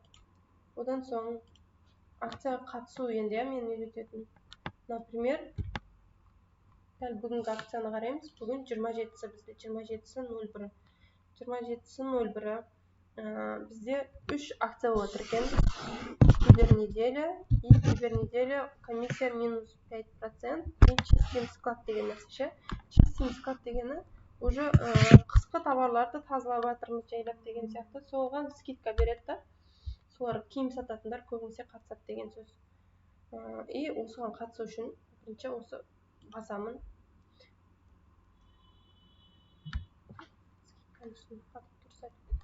И мына жерде айтып тұр маған кибернеделя усиление с понижением комиссии на 5%.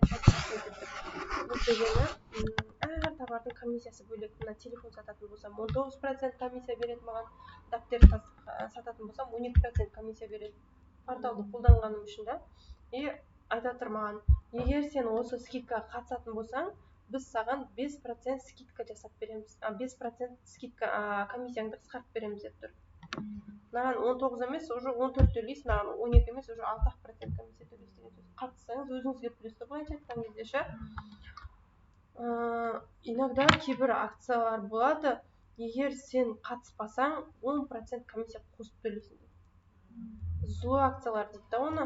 Қандай? Зло акция дейді да, и сол үшін міндетті түрде қарап жүру керек. Минус деп қойса, уже қосып болады да, плюс 10% деп болады иногда ше. Бір жылына 2 рет 3 рет болады. Сол үшін қарап жүру керек. И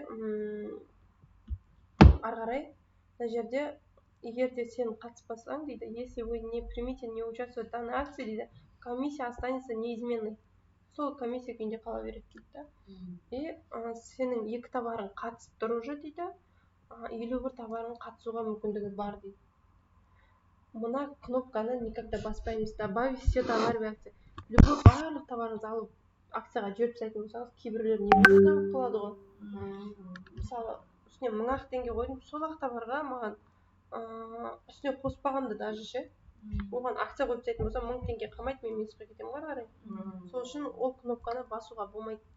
51 товары қатыса алады дейді. Сөйтеміз де мына жанындағы скачайтты басамыз. Қай товарларым екен көру үшін. Сөйтеміз де осыны білетін едіңіз, қатысып беріңіз.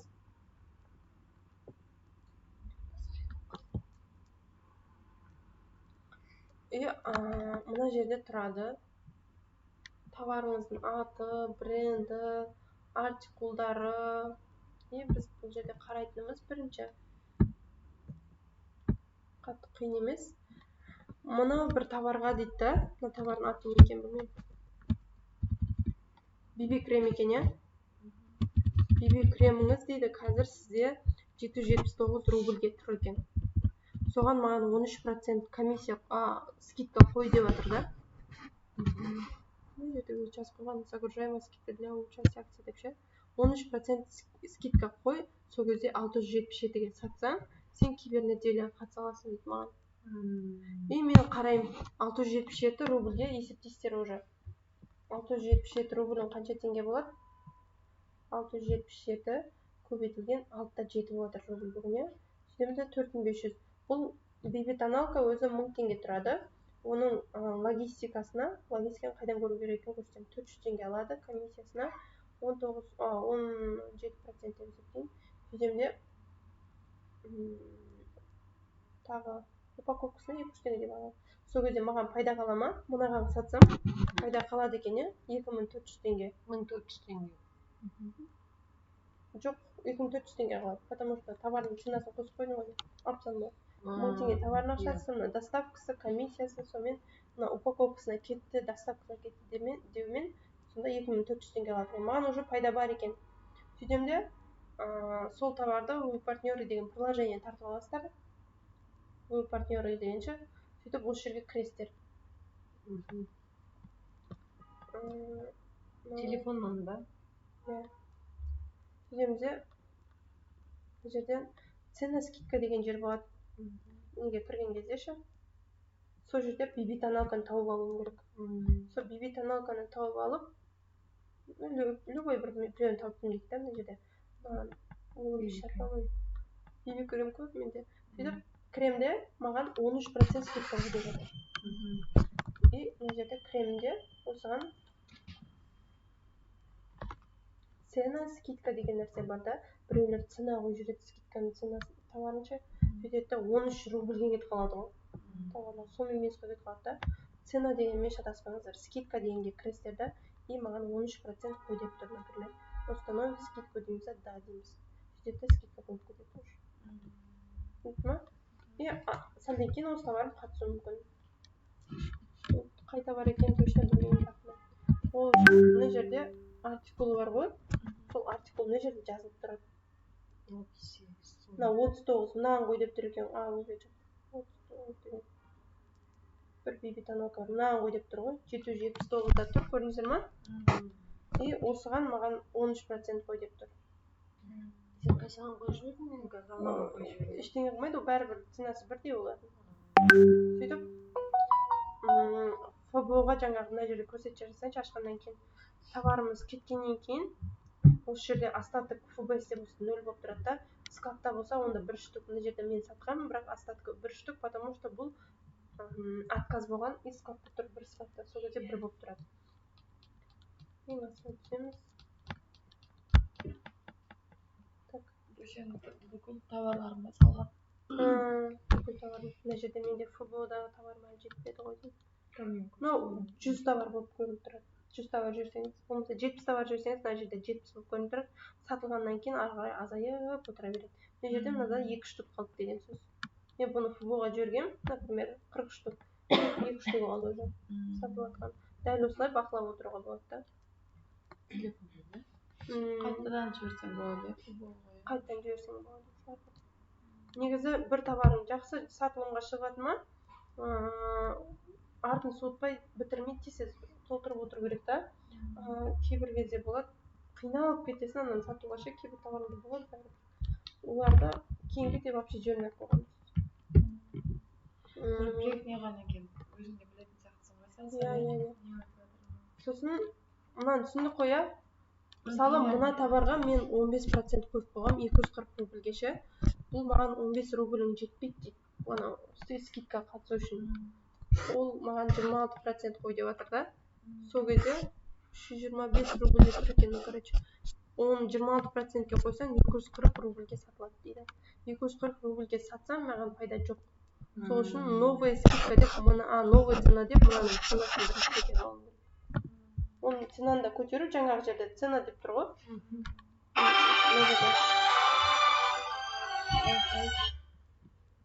Алло.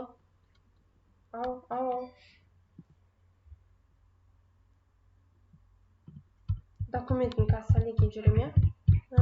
Фисташко. Қанша уақытқа дейін жіберу керек?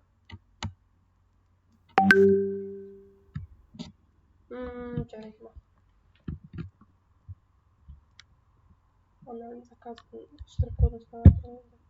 Бір заказ қалып еді ғой менде. Соның штрих-кодын сұрап тұр. Енді түсінікті, иә? 50% скидка қойған, бірақ 50%-ін жетпейді дейді да. Новый скидка деп 57% қойын керек товарға. Сөйтеміз де жаңағы кибернеделяның ішіне кіреміз. Болды. Мен скидка қойдым ба, кибернеделяның ішіне автоматик кірдім деген сөз. Ол қанша зат неғысаң, 4-5 зат шығарсаң жақсы ма, или бәрі бір ма? Пайдасы болса, бәрін шығара салған жақсы. Скидка қойған кезде пайдасы болса болды, главное. Түсінікті ғой, иә? Скидканың шартын оқимыз ғой, бірінші. Кіріп аламыз да, қай товарымыз қатысты, қай товарымыз қатысқан. Мына скидкаға қатыссаң, ешқандай комиссия алынбайды, просто баннердің ішіне кіресің деп тұр да бұл жерде. Трафик жинау үшін былайша айтқан кезде. Одан кейін ары қарай мына месяц, неделя, день, бүгін қандай скидка жатыр, бүгін көру үшін деген сияқты ғой. Бірінші анарда көрсетіп тұр. Одан кейін аналитика деген жер бар. Цена түсінікті, иә? Цена скидканы телефонмен ауыстырамыз, мына жерден акцияны көреміз. Одан кейін аналитика деген жер бар. Аналитикада 4 окно бар. Ол жерде біріншісі отчеты деген жер.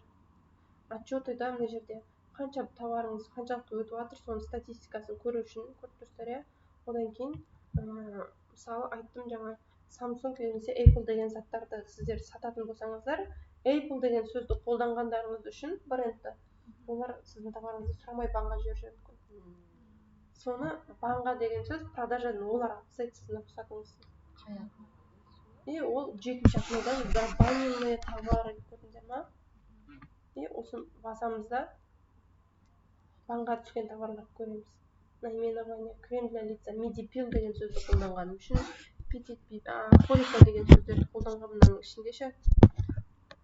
Сол үшін petit биби, мыналардың бәрін алып кетіп негізінде ше өзін жасайды. Сонымен кетіп қалған, короче. Mary Kay деген сөзді қолданғаным үшін, Mary Kay деген фирма бар ғой, өте қатты қарайды өзінің товарларына. Біреу қойса банға түсіргісі келіп тұрады, сондықтан қазір вообще Mary Kay деген сөз жазбаймын. Не деп жазасың сен сонда? Спрей для тела, лоски там. Или духи мужские деп жаздым ғой. Духи женские, мужские, ключевые слова көрсеткен, сол ключевые словаларды қосып жазып жіберген. Оларды еще атамау керек екен ондай аттармен. Иә, мына мысалы жүрген деген сияқты. Олар обычно брендпен іздемейді ма, негізі? Адамдар бәрібір ше. Иә. Одан кейін бұл түсінікті, иә? Что-то банға түскен товарларды көру үшін да. Банға түскен товарларыңды сөйтіп несиесін қайтарып аласың ба өзің? Қайтарып алсам болады. Какой-то товарыңыз сатылды сіздің, ол сатылғаннан кейін барып банға түсіреді ғой. Ол склад екінші адамға сатпайды оны уже. Сол кезде складта тұра бергенше оны қайтарып алу керек. За хранение олар алады. Көп алмайды, бірақ алады да. Жаңағы ФБО-ға кеткен товарлар бар ғой. Мысалы 100 жібердіңіз, 100-іңізді өткізуге әрекет жасамай складта тұра беретін болса, ол за хранение ала береді. Бір аптаға 500 теңге алса, кейінгі аптаға 1000 теңге алады деген сияқты. Кейінгі аптаға 500 қосып 1000 теңге болады.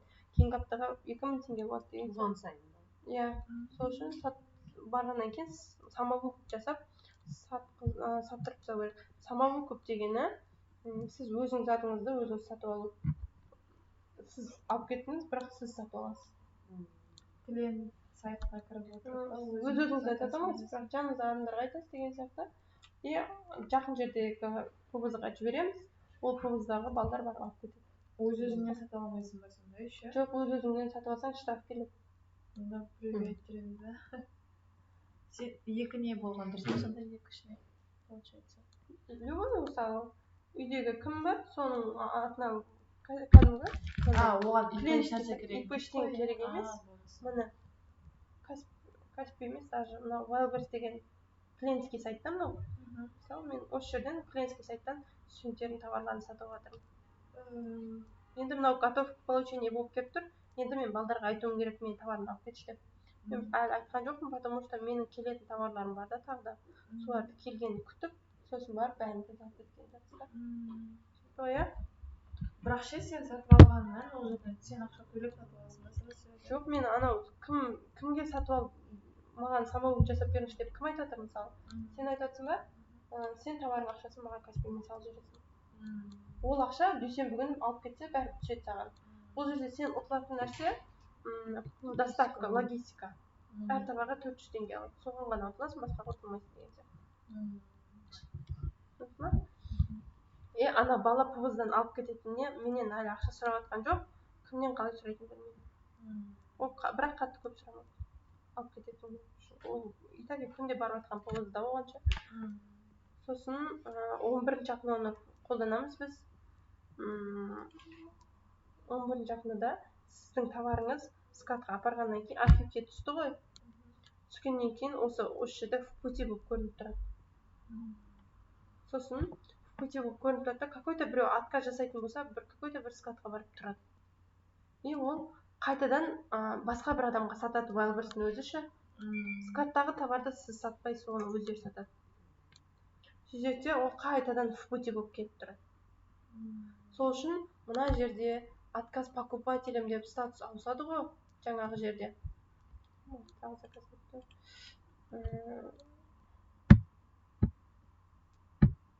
Өте бір ақтаратын заты көп та Wildberries'тің ше. Мына жерде отказ покупателям болды деп есептелік.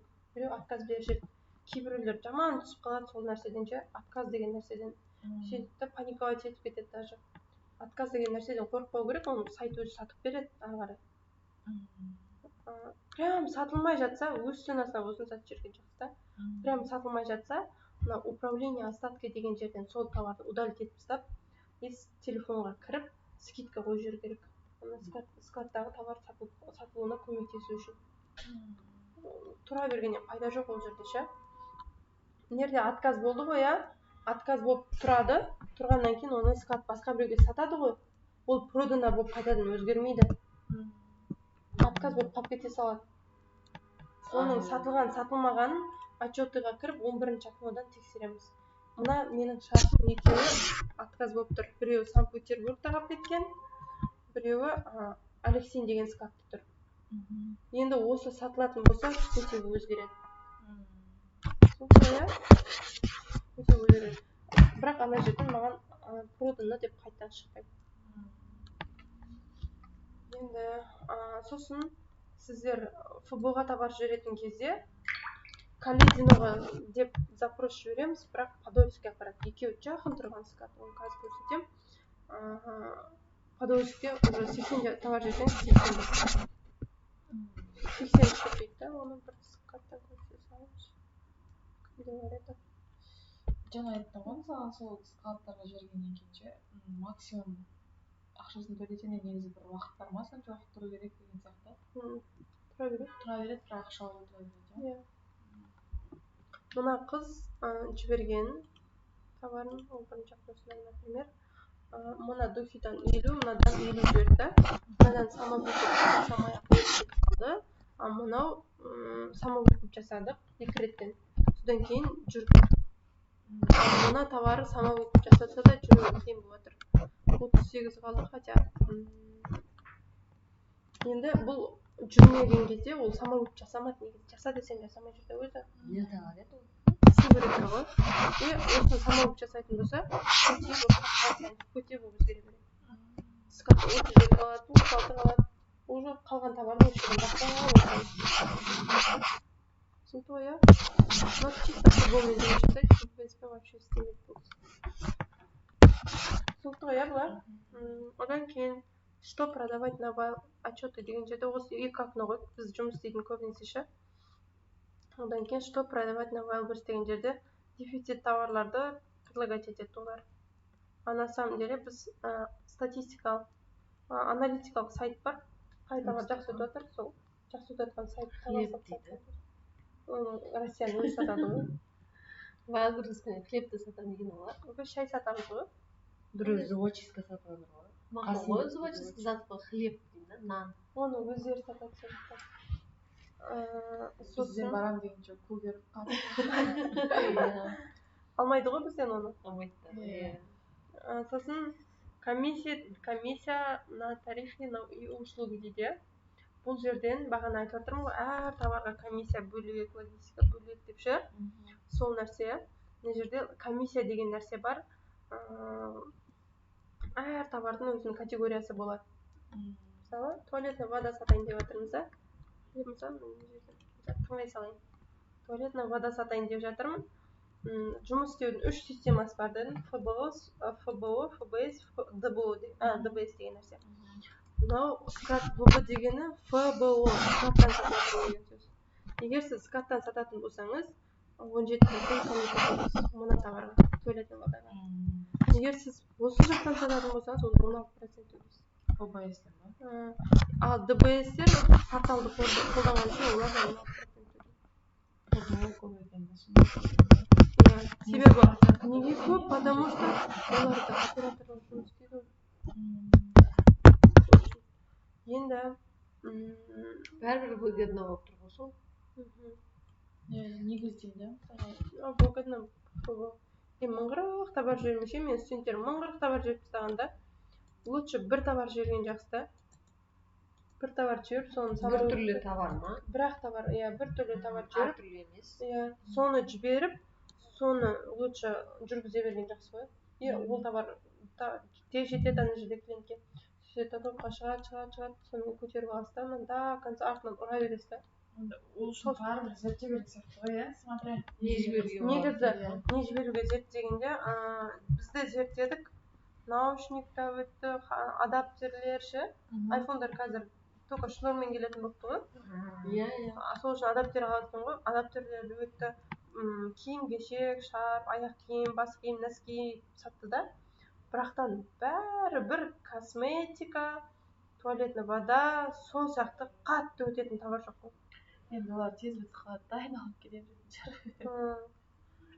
Анау отказ болса да тез сатылып кете береді да. Косметика, парфюм деген нәрсе өте көп. Қазір бәрі жасайды ғой, содан кейін. Сосын кухонный заттар, жаңа аксессуар. Кухонный не именно сковородка емес, андай кухняға қолданатын кішкентай поварешкалар. измельчительдер деген сияқты. Наборлар ше болады. Мысалы, тональный кремдер, например, тональный крем сататын болсаңыз 17% үш жерден қарағанда суммасы. Сосын мен цена есептеуді үйретпедім, жазылсашы цена есептеуді үйренді. Сосын логистика деген нәрсе бар. Бұл комиссия, бұл порталды қолдағаныңыз үшін алатын сумма, түсінікті, иә? Одан кейін логистика деген нәрсе бар. Логистика сіздің товарыңызды олар жеткізіп берген үшін. Ол жерде, мына жерде өзі түсіндіріп айтқан, 5 литрге дейін товарыңыз 55 рубльмен кетеді. 5 литрден асып кететін болса, немесе 5 килограммнан товарыңыз асып кететін болса, онда қосымша төлеп отырасыз, оны астынан көресіз. Бұл жерде жазып қойған.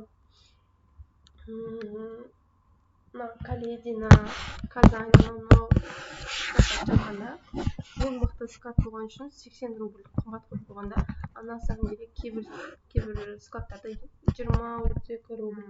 32 рубль деген 250 деген. Казан, біз Подольскке жіберіп жатырмыз товарымыз, Подольск фургон товарларын қабылдап жатыр.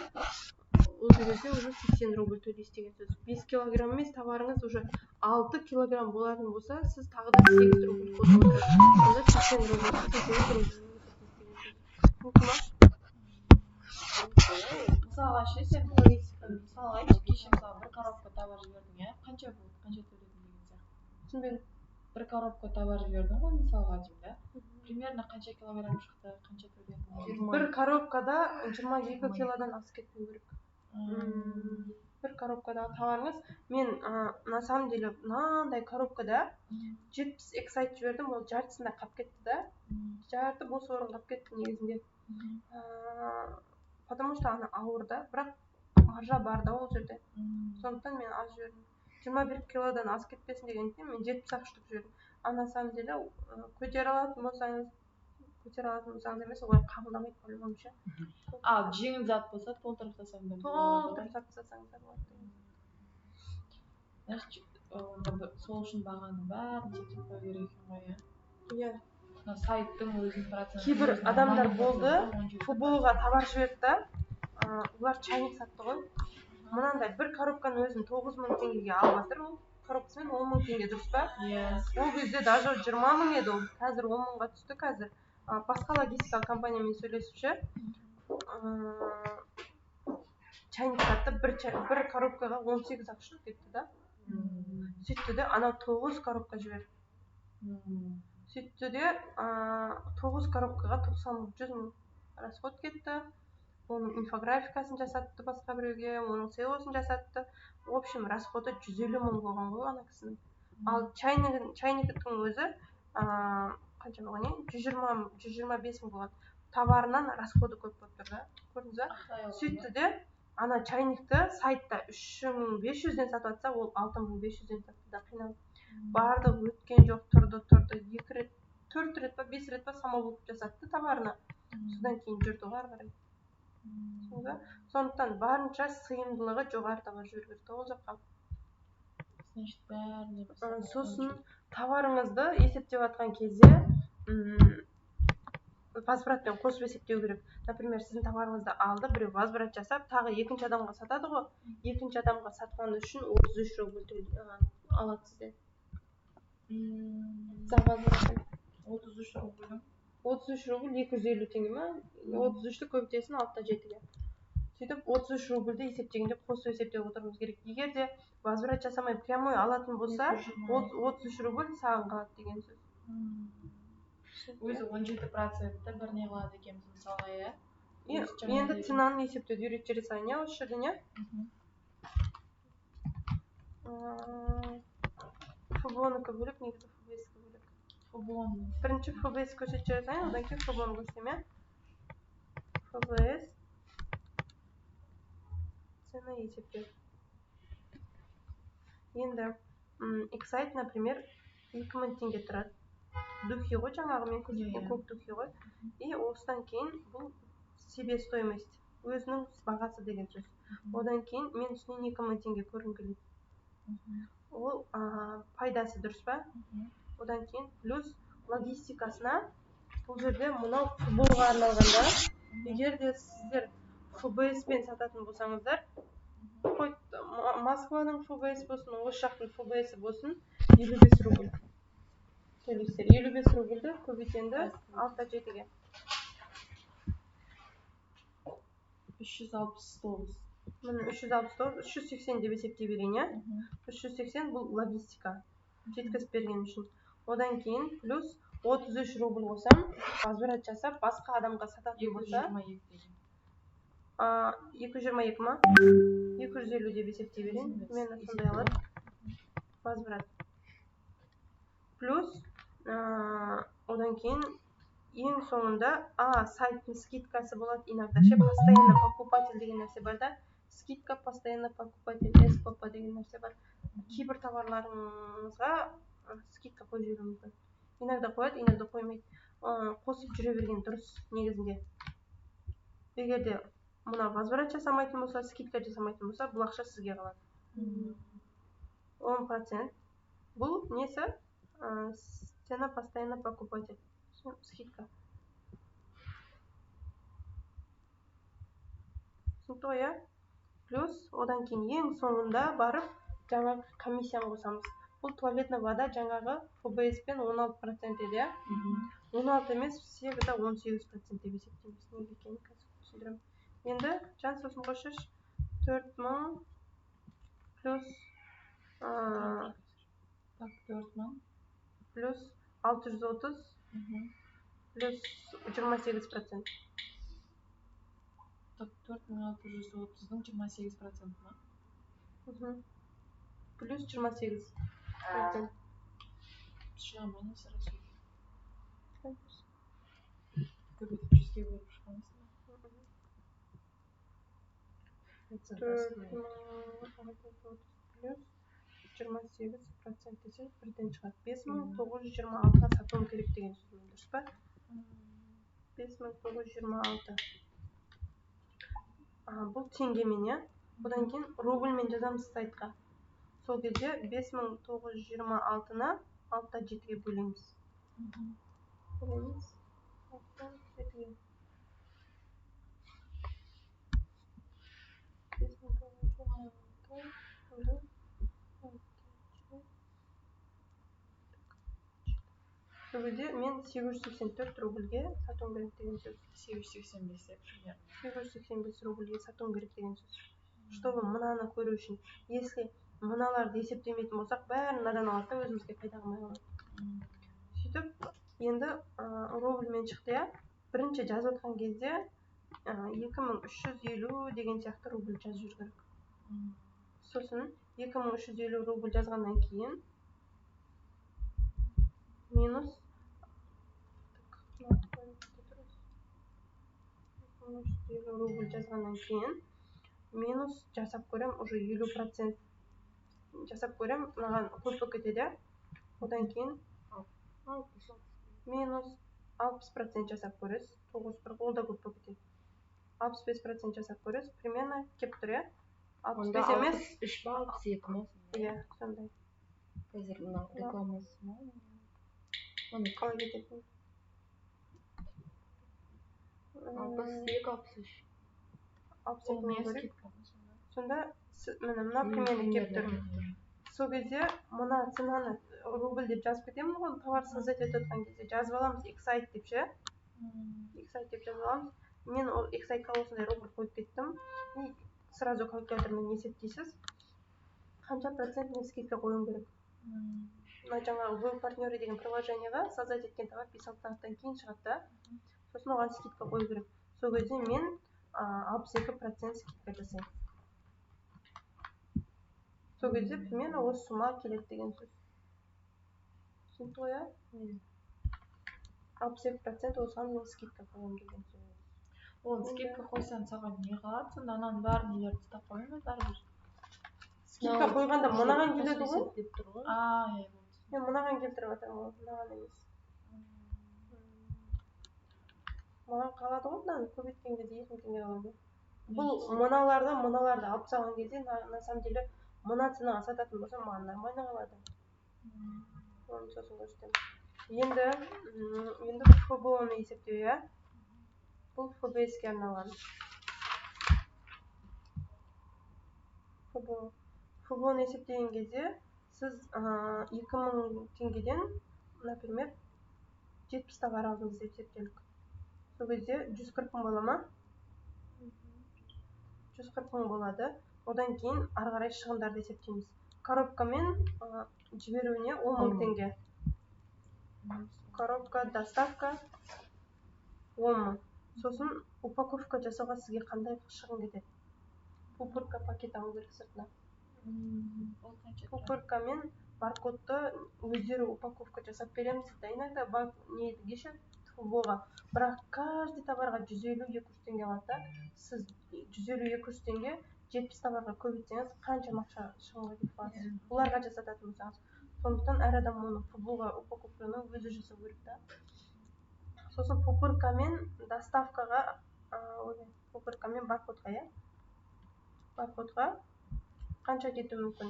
Примерно пупыркаңыз 200 теңгеден 10 метр 2000 теңге баркодты жасап береді. 3000 теңге деп есептейік. Баркод мындай лента бар ғой жаңағы. Наклейканың лентасы 850 теңге тұрады. Сонымен 3000 теңге деп есептейік. Минус 3000, иә? Андай ма? Штрих несі ма? Лентасы. Тағы біреулер болады, инфографиканы біреуге жасатады. Лучше өзім жасағаным жақсы. Біреулер болады, SEO-ны өз біреуге жасатады. SEO дегені ключевой словармен жазуда. Лучше оны өзіміз жасаған жақсы. Одан кейін осыны қосамыз. 153 мың ба? 153 мың болмай ма? 153 мың болады, иә? Енді 153 мыңды бөлеміз 70-ке. Неге? Себебі мына товар 2000 теңгеден қанша шығып жатыр, соны есептеуім керек. Қанша шығын кеткен? 153 мың бөлу 70. Так, не болып кетті? Өзім есептейінші. Сен калькуляторың қандай қандай? Сіз шығатын емессіз жатырмын. 153 мың бөлу 70. 2185. Сонда 2000-нан 2185-тен 2000-ды алып тастаймыз жоғарыдағыша. Әр товарға қанша теңге шығын кетеді екен, соны көру үшін қанша кетеді? 185 теңге. Каждый товарға 185 теңге шығын кетеді екен. 186. Қатты көп емес, нормально негізінде. Ал ана кісіде вообще бірме-бір өзінің товарынан да қымбат шығып кетті да, чайник сататынша. Сол кезде ол невыгодно болып қалыпты оған. Одан кейін 2185 теңге шықты, иә? 2185-ті бөлеміз 6-7-ге рубльмен көріп алу үшін. 326 рубль. Товардың өз ценасы 326 рубль екен. Расходтармен есептеген өз ценасы. Одан кейін 326 рубль. Енді ары қарай рубльмен есептейміз полный. Плюс одан кейін бұл подольскпен сатылады, дұрыс па? Оның логистикасы 80 рубль. Аламыз ба? Қосамыз. Одан кейін 33 рубль за возврат. Сосын возврат жасайтын болса, екінші адамға. Жоқ, 33 рубль ғой. Общий айтатын 80 33 пен. Тоқта теңге ауыстырмай тұр. мынау рубльмен мен не есептедім мына жерде себестоимость, мынау логистика, ал мынау возврат, иә. Сонымен енді 326, 439. мынау 439 шықты ма? Иә, вообще. Почти 440 ма? 439 рубль. Одан кейін 439 рубль шыққаннан кейін 439 рубль. Енді 0-ден 1000 теңгеге дейінгі заттарға біріне бір қоя аламыз ценаны. 1000 теңгенше 1000 теңге қоя аламыз. 1000 теңгелік товар мен 5000 теңгелік товарға дейін 40% үстіне 60% қоямыз. Мысалы 3000 болса, оның үстіне 2500, 2000 немесе 3000 деп қоюға болады деген сияқты. Сосын 5000-нан асатын болса, ары қарай кете берсін, соған 20% қоямыз. Бұл жерде бұның барлығын кім не бір стандартқа сонда бұл примерно не қалай сендерге? Себебі бұдан қатты қымбат болатын болса алмайды ешкім. Алу да қиын болады. Анда-санда біреу адасып кеп алмаса ше, алу қиын болады. 439 рубль шықты. Бұл логистика с возвратын қосқанда, иә. Плюс мен жерге маржаны жазамын. Неше маржа алғым келеді осыдан. Бұл 439 рубльдің қанша теңге? 2000 рубль. 2941. 2900 ба? 2000-ға үстіне 2000 қоссаң болады. 3000 ғой почти. 2941 шықты. Бұларға айта тұрмын ғой, 2000 не қылу керек, 40-60%. Бірме бір чересчур қосып тастай алмайсың да. Жоқ, қазіргі болғаны шыққанын айтып жатырмын да, енді соған қосасың да, сондай, иә. Енді үстіне 2000 теңгені қойтеміз алты жетіге. Сол кезде 298 рубль. Міне 320-ның 40-60%-і 298 рубль шығуы мүмкін. Маржаны чересчур өзінен асырып жібермейміз ғой, былайша айтқанда. Плюс ең соңында барып комиссияны қосамыз. Комиссия бізде 17 еді. 17 плюс 2 всегда қосып отырамыз, 19. Неге десеңіздер, осыны айтып қойып қой жаңа.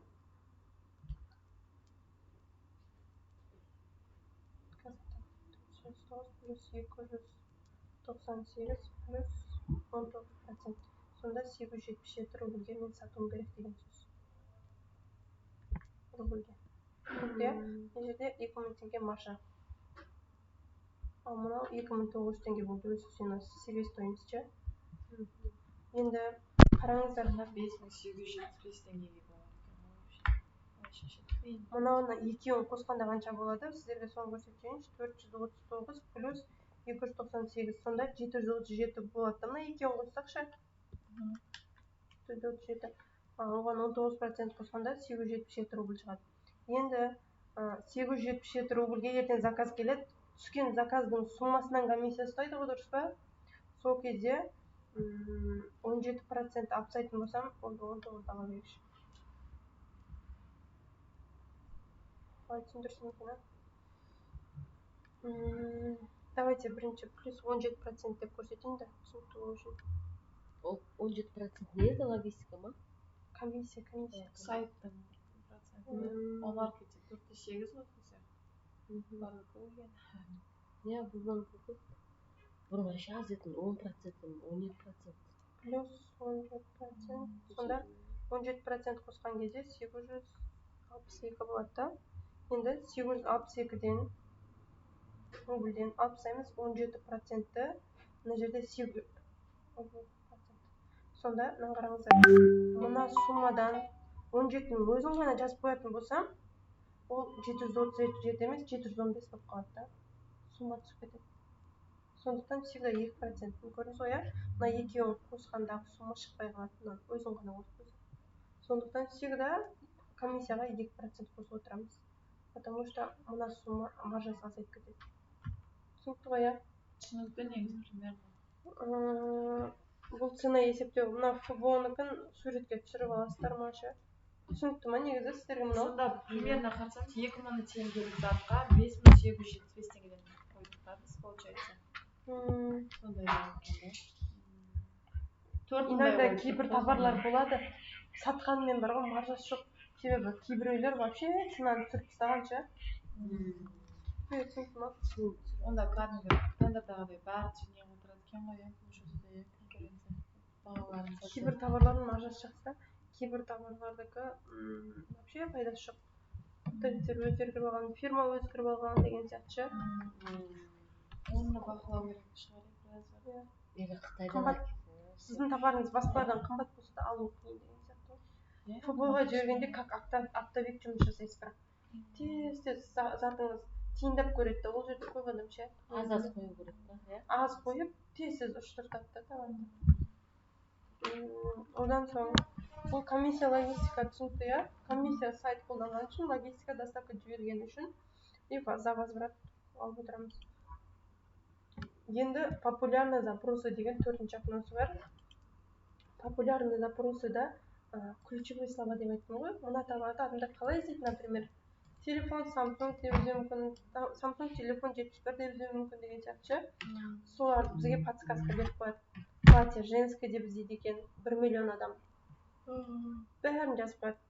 Пижама женская деп 739 мың адам. Уже 739 мың адам пижаманы іздеп отқанда, ол пижама деген сөз ходовой товар деген сөз. Былайша айтқан кезде ше, футболка ходовой, трусы ходовой, платье ходовой деген сияқты. Джинсы ходовой. Осы жерден көріп, сіз джинсы сататын болсаңыз, мына жерге, например, немесе туалетная вода, иә? Қағандан бері қарап отқан туалетная вода сататын болсаңыз, туалетная воданы, туалетная вода женская деп 38 мың адам, мужская деп 31 мың адам қарайды. Қарап беріңіз бұрын. Туалетная вода деп 13 мың адам қарайды. Осы сөздерді алып, мен описанияға бір жерлерге қыстырып жазып жіберуім мүмкін. Бірақ мынандай ішінде Zara деген сияқты брендтің аты кетіп қалатын болса, оны алып тастаймын. Онда мен вообще Avon деген сөз алып тастау керек. Avon деген сөздерді алып тастау керек. Сөйтіп, осы ключевые слованы қосып жазу керек. Бұл Wildberries'тің өзі ұсынған ключевые словасы. Мен өзім шықылап тапқаным ғой. Мен білмеген, маған ешкім айтпаған. Мен оны білмеген, ключевые слова. Мен осыны алып, Wildberries'те іздеп, шықылап отқан.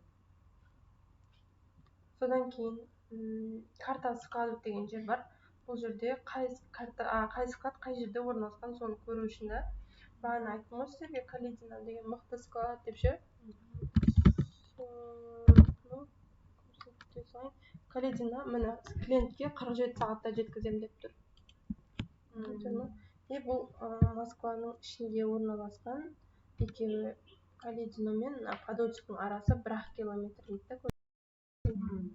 Жақын, ең жақсы, ең мықты складтар. Качественно жұмыс жасайтын. Сосын ФБС-тен жіберген заказдар көп жоғалады да, футболдан аз жоғалады. Содан кейін тез барады да, складтан шығады, сразу клиентке барады деген сияқты. Ал ана жақтағы мысалы бүгін фуклиментте бар, фуклименттен кейін складқа барады, складтан кейін тағы газельге артады деген сияқты. Ол Астананың складына барады, Астанадан кейін ары қарай барады. Ары қарай барып таратылады деген сияқты. Сол үшін товар жоғалу мүмкіндігі жоғары ол жерде. Әсіресе айфондар страшно жоғалды. Кім жауап береді? Ешкім жауап бермейді. Ешкім жауап бермейді. Бірақтан да негізі бұрын біз жазған кезде 1-2 товардың ақшасын қайтарып берген. Бір товар тұра берді, отсортировано вообще. Кейбір товарлар складта тұрады, алдырып алайын десең, оны алдырамайсың, рұқсат бермей жатты да. На самом деле порталда складта деп көрсетіп тұр, бірақ қайтармайды да. Базамен. Ол кезде уже ол какой-то бір складтан алып кетті деген сөзді товарды. Сол жақтан. Иә. Сондықтан ешкім жауап бермейді. Служба поддержкаға жазамын, оны қазір көрсетемін. Служба поддержкаға жаза беріп, товарым қайда тауып бер деп ше. Сол кезде ол ақшаның 50%-ін қайтарады. Чересшур емес, сондықтан 2000 теңгелік, ары кетсе 3000 теңгелік заттар сатамыз біз өзіміз. Шүкір, жақсы түседі содан. Одан кейін карта складов түсіндік. Реклама деген нәрсе қазақстандықтарға вообще рұқсат бермеген. Рекламаны өздерінің арнайы КМП, Wildberries.ru деген өздерінің сайттары бар, соларда жасайды. Только Россияның құрамындағыларға ғана арналған ол. Қазақстандықтар көбінесе анау кімдер бар ғой, блогерлер, соларға реклама жасатып жүрген еді, оны қазір қойды енді. Енді мына жерде новостиларда какой-то новости немесе новый заказы деп келіп тұрады. И айттым ғой жаңа брендтерді қолданған кезде біреудің фотосын қолданған кезде бірінші обращение правообладателя деген жер бар да. Осы жерге келеді, мына жерде обращение жоқ, например. Менде бар. Удобство дегенде бар шығар, қазір көрейінші. Студенттік еді ғой. Бүкіл бар, менде олар.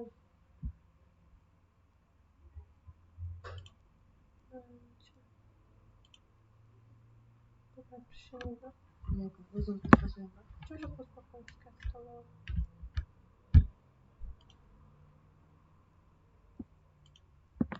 Ойбай. Оқығанның бәрін бұрын бізге досконально ешкім үйретпейді. Білмейтін едік қой. Қайсыда не бар екен, әйтеуір маркетплейс білетін обращениялардың бәрін өшіріп тастапты ғой. Обращение келеді, короче. Мына табардан менің табарымның брендін қолдадың, фотосын қолдадың деп ше. Сол кезде оған жауап беру керек. Жауап бермесең, бір 10 күн күтеді да, 10 күннен кейін автоматически банға жіберіп тастайды.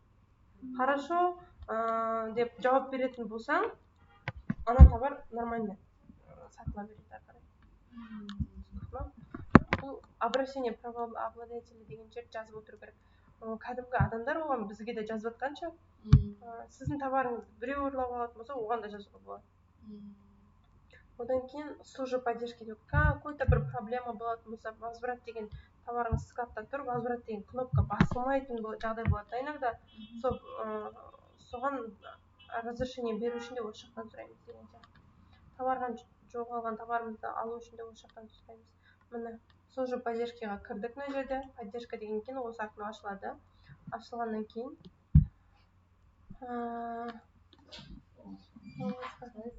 новый диалог деген бар. Осы жерден қандай проблема болып жатыр сізде? Иногда болады, сізде ақша түседі да, бірақтан балансқа түсірмей қояды, вывести басатын жерге ше. Ол кезде осы жаққа айтамыз. Отчетыңыз дұрыс шықпай жатқан жағдайда, тағы да не бар?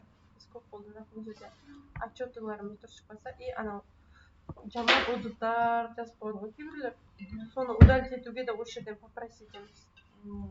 Сосын карточка товарымызда какой-то бір наличие, нет наличия деп өзінен шықпаған жағдай болады.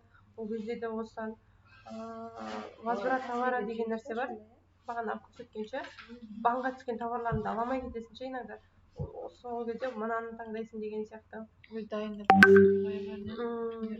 сосын цифровой арбитраж деген нәрсе бар. Сөйтіп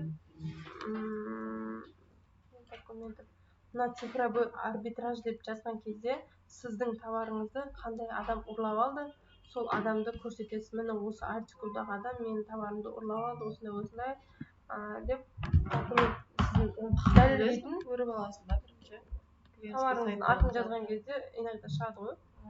Өзі кейбір кезде фотоларды ұрлап алады көбінесе ше.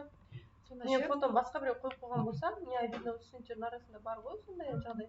Менің товарымды ұрлап алыпты анау деп. Все, қазақтар ана бүйтеді. Вопросыға кіреді да, ұятсыз, мен бір студентім айтады, бір қазақ біреу, мен біреудің фотосын ұрлап едім. Вопросыға жазып жіберіпті, ұятсыз, менің товарымды ұрлап алыпсың. Қазақша жазып жіберіпті, қазақ біреу ғой дейді. Сөйтіп күлкім келді дейді да, сосын ладно өшірем деп құтылдым дейді да. На самом деле осылай жасасаңыз,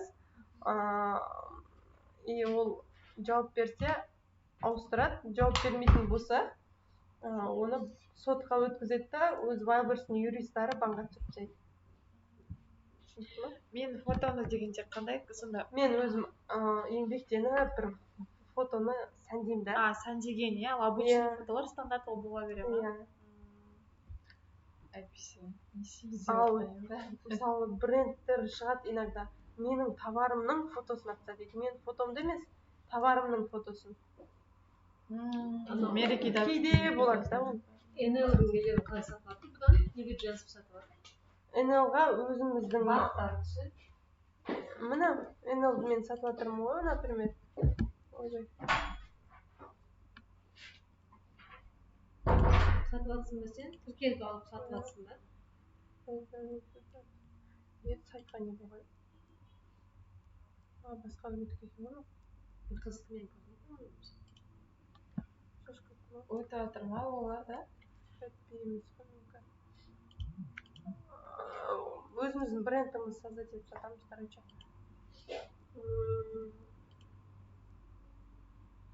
Қууға тырысайды негізі, менікі емес. Жаңа Жанар деген қыз қалып кетті. Одан кейін мынаны түсіндік, иә? Бұл жерде ипінің аты тұрады.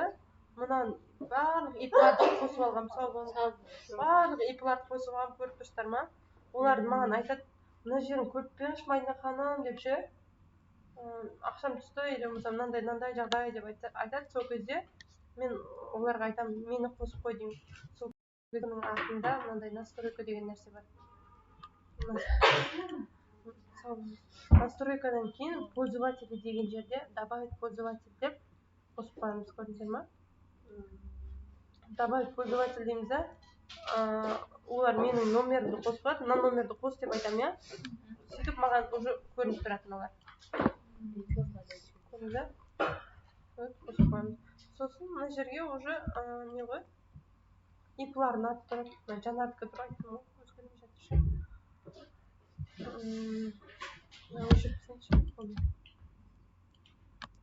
Бүгіндікке жете ма тағы да? Үйіміз так. Ертеңге қалдыр бүгін. Ажа қалдым, бит қалды что-то сразу. Құрып ане қойып. Енді қалдым деп па? Біз естіп жүрген білеміз ба? Сізге бірінші тест Сол ғой, бізге кәдімгідей. Мысалы, НЛ-дің товары да мынау. НЛ-дің товары, бірақ үстіне 1000 теңге ма, 2000 теңге ма қойып жатыр да. Оның өзі комиссиямен кетіп қалады. Бірақ та НЛ-дің товарын алсаң үшін ар жақтан айлық жазыла береді деген сияқты. Оларда айлық емес, қайтып ұзатып береді емес па, иә? бонус па? Сонда ғой. Бонусты еще ақшалай емес, немен алады емессің ба кәдімгі товармен, иә? Иә. Сондай бірдей, шешіп алуға болады оны? Жоқ, только қазір товармен ғана беріп жатыр деді ғой, негіз ба? Балансты жоғарыда отырған адамға жібересің да, осынша мен балансым бар деп. Содан кейін ол маған картаңа алдырып береді. Сол, короче. Бокальчикпен арбасайын деп отыр. Сол офертаға қол қою осы жерде. Офертаға қол қоясыздар басында кіргенде. Офертаға қол қою, әрбір жұмысқа кірген кезде договор болады, иә? Сол договорға сен келсең жұмыс істей аласың ары қарай деген сияқты офертаға қол қойғаннан кейін ғана сізге жұмыс істеуге рұқсат береді. Сұрақ бар ма? Бүгінгі көрсеткен бойынша. Білемін, бәрін түсіндік. Практикада қолданғанда Сұрақ басталады ғой, иә, қазір. Омар кетті әсіресе көзет ханым жаман десіреді ғой.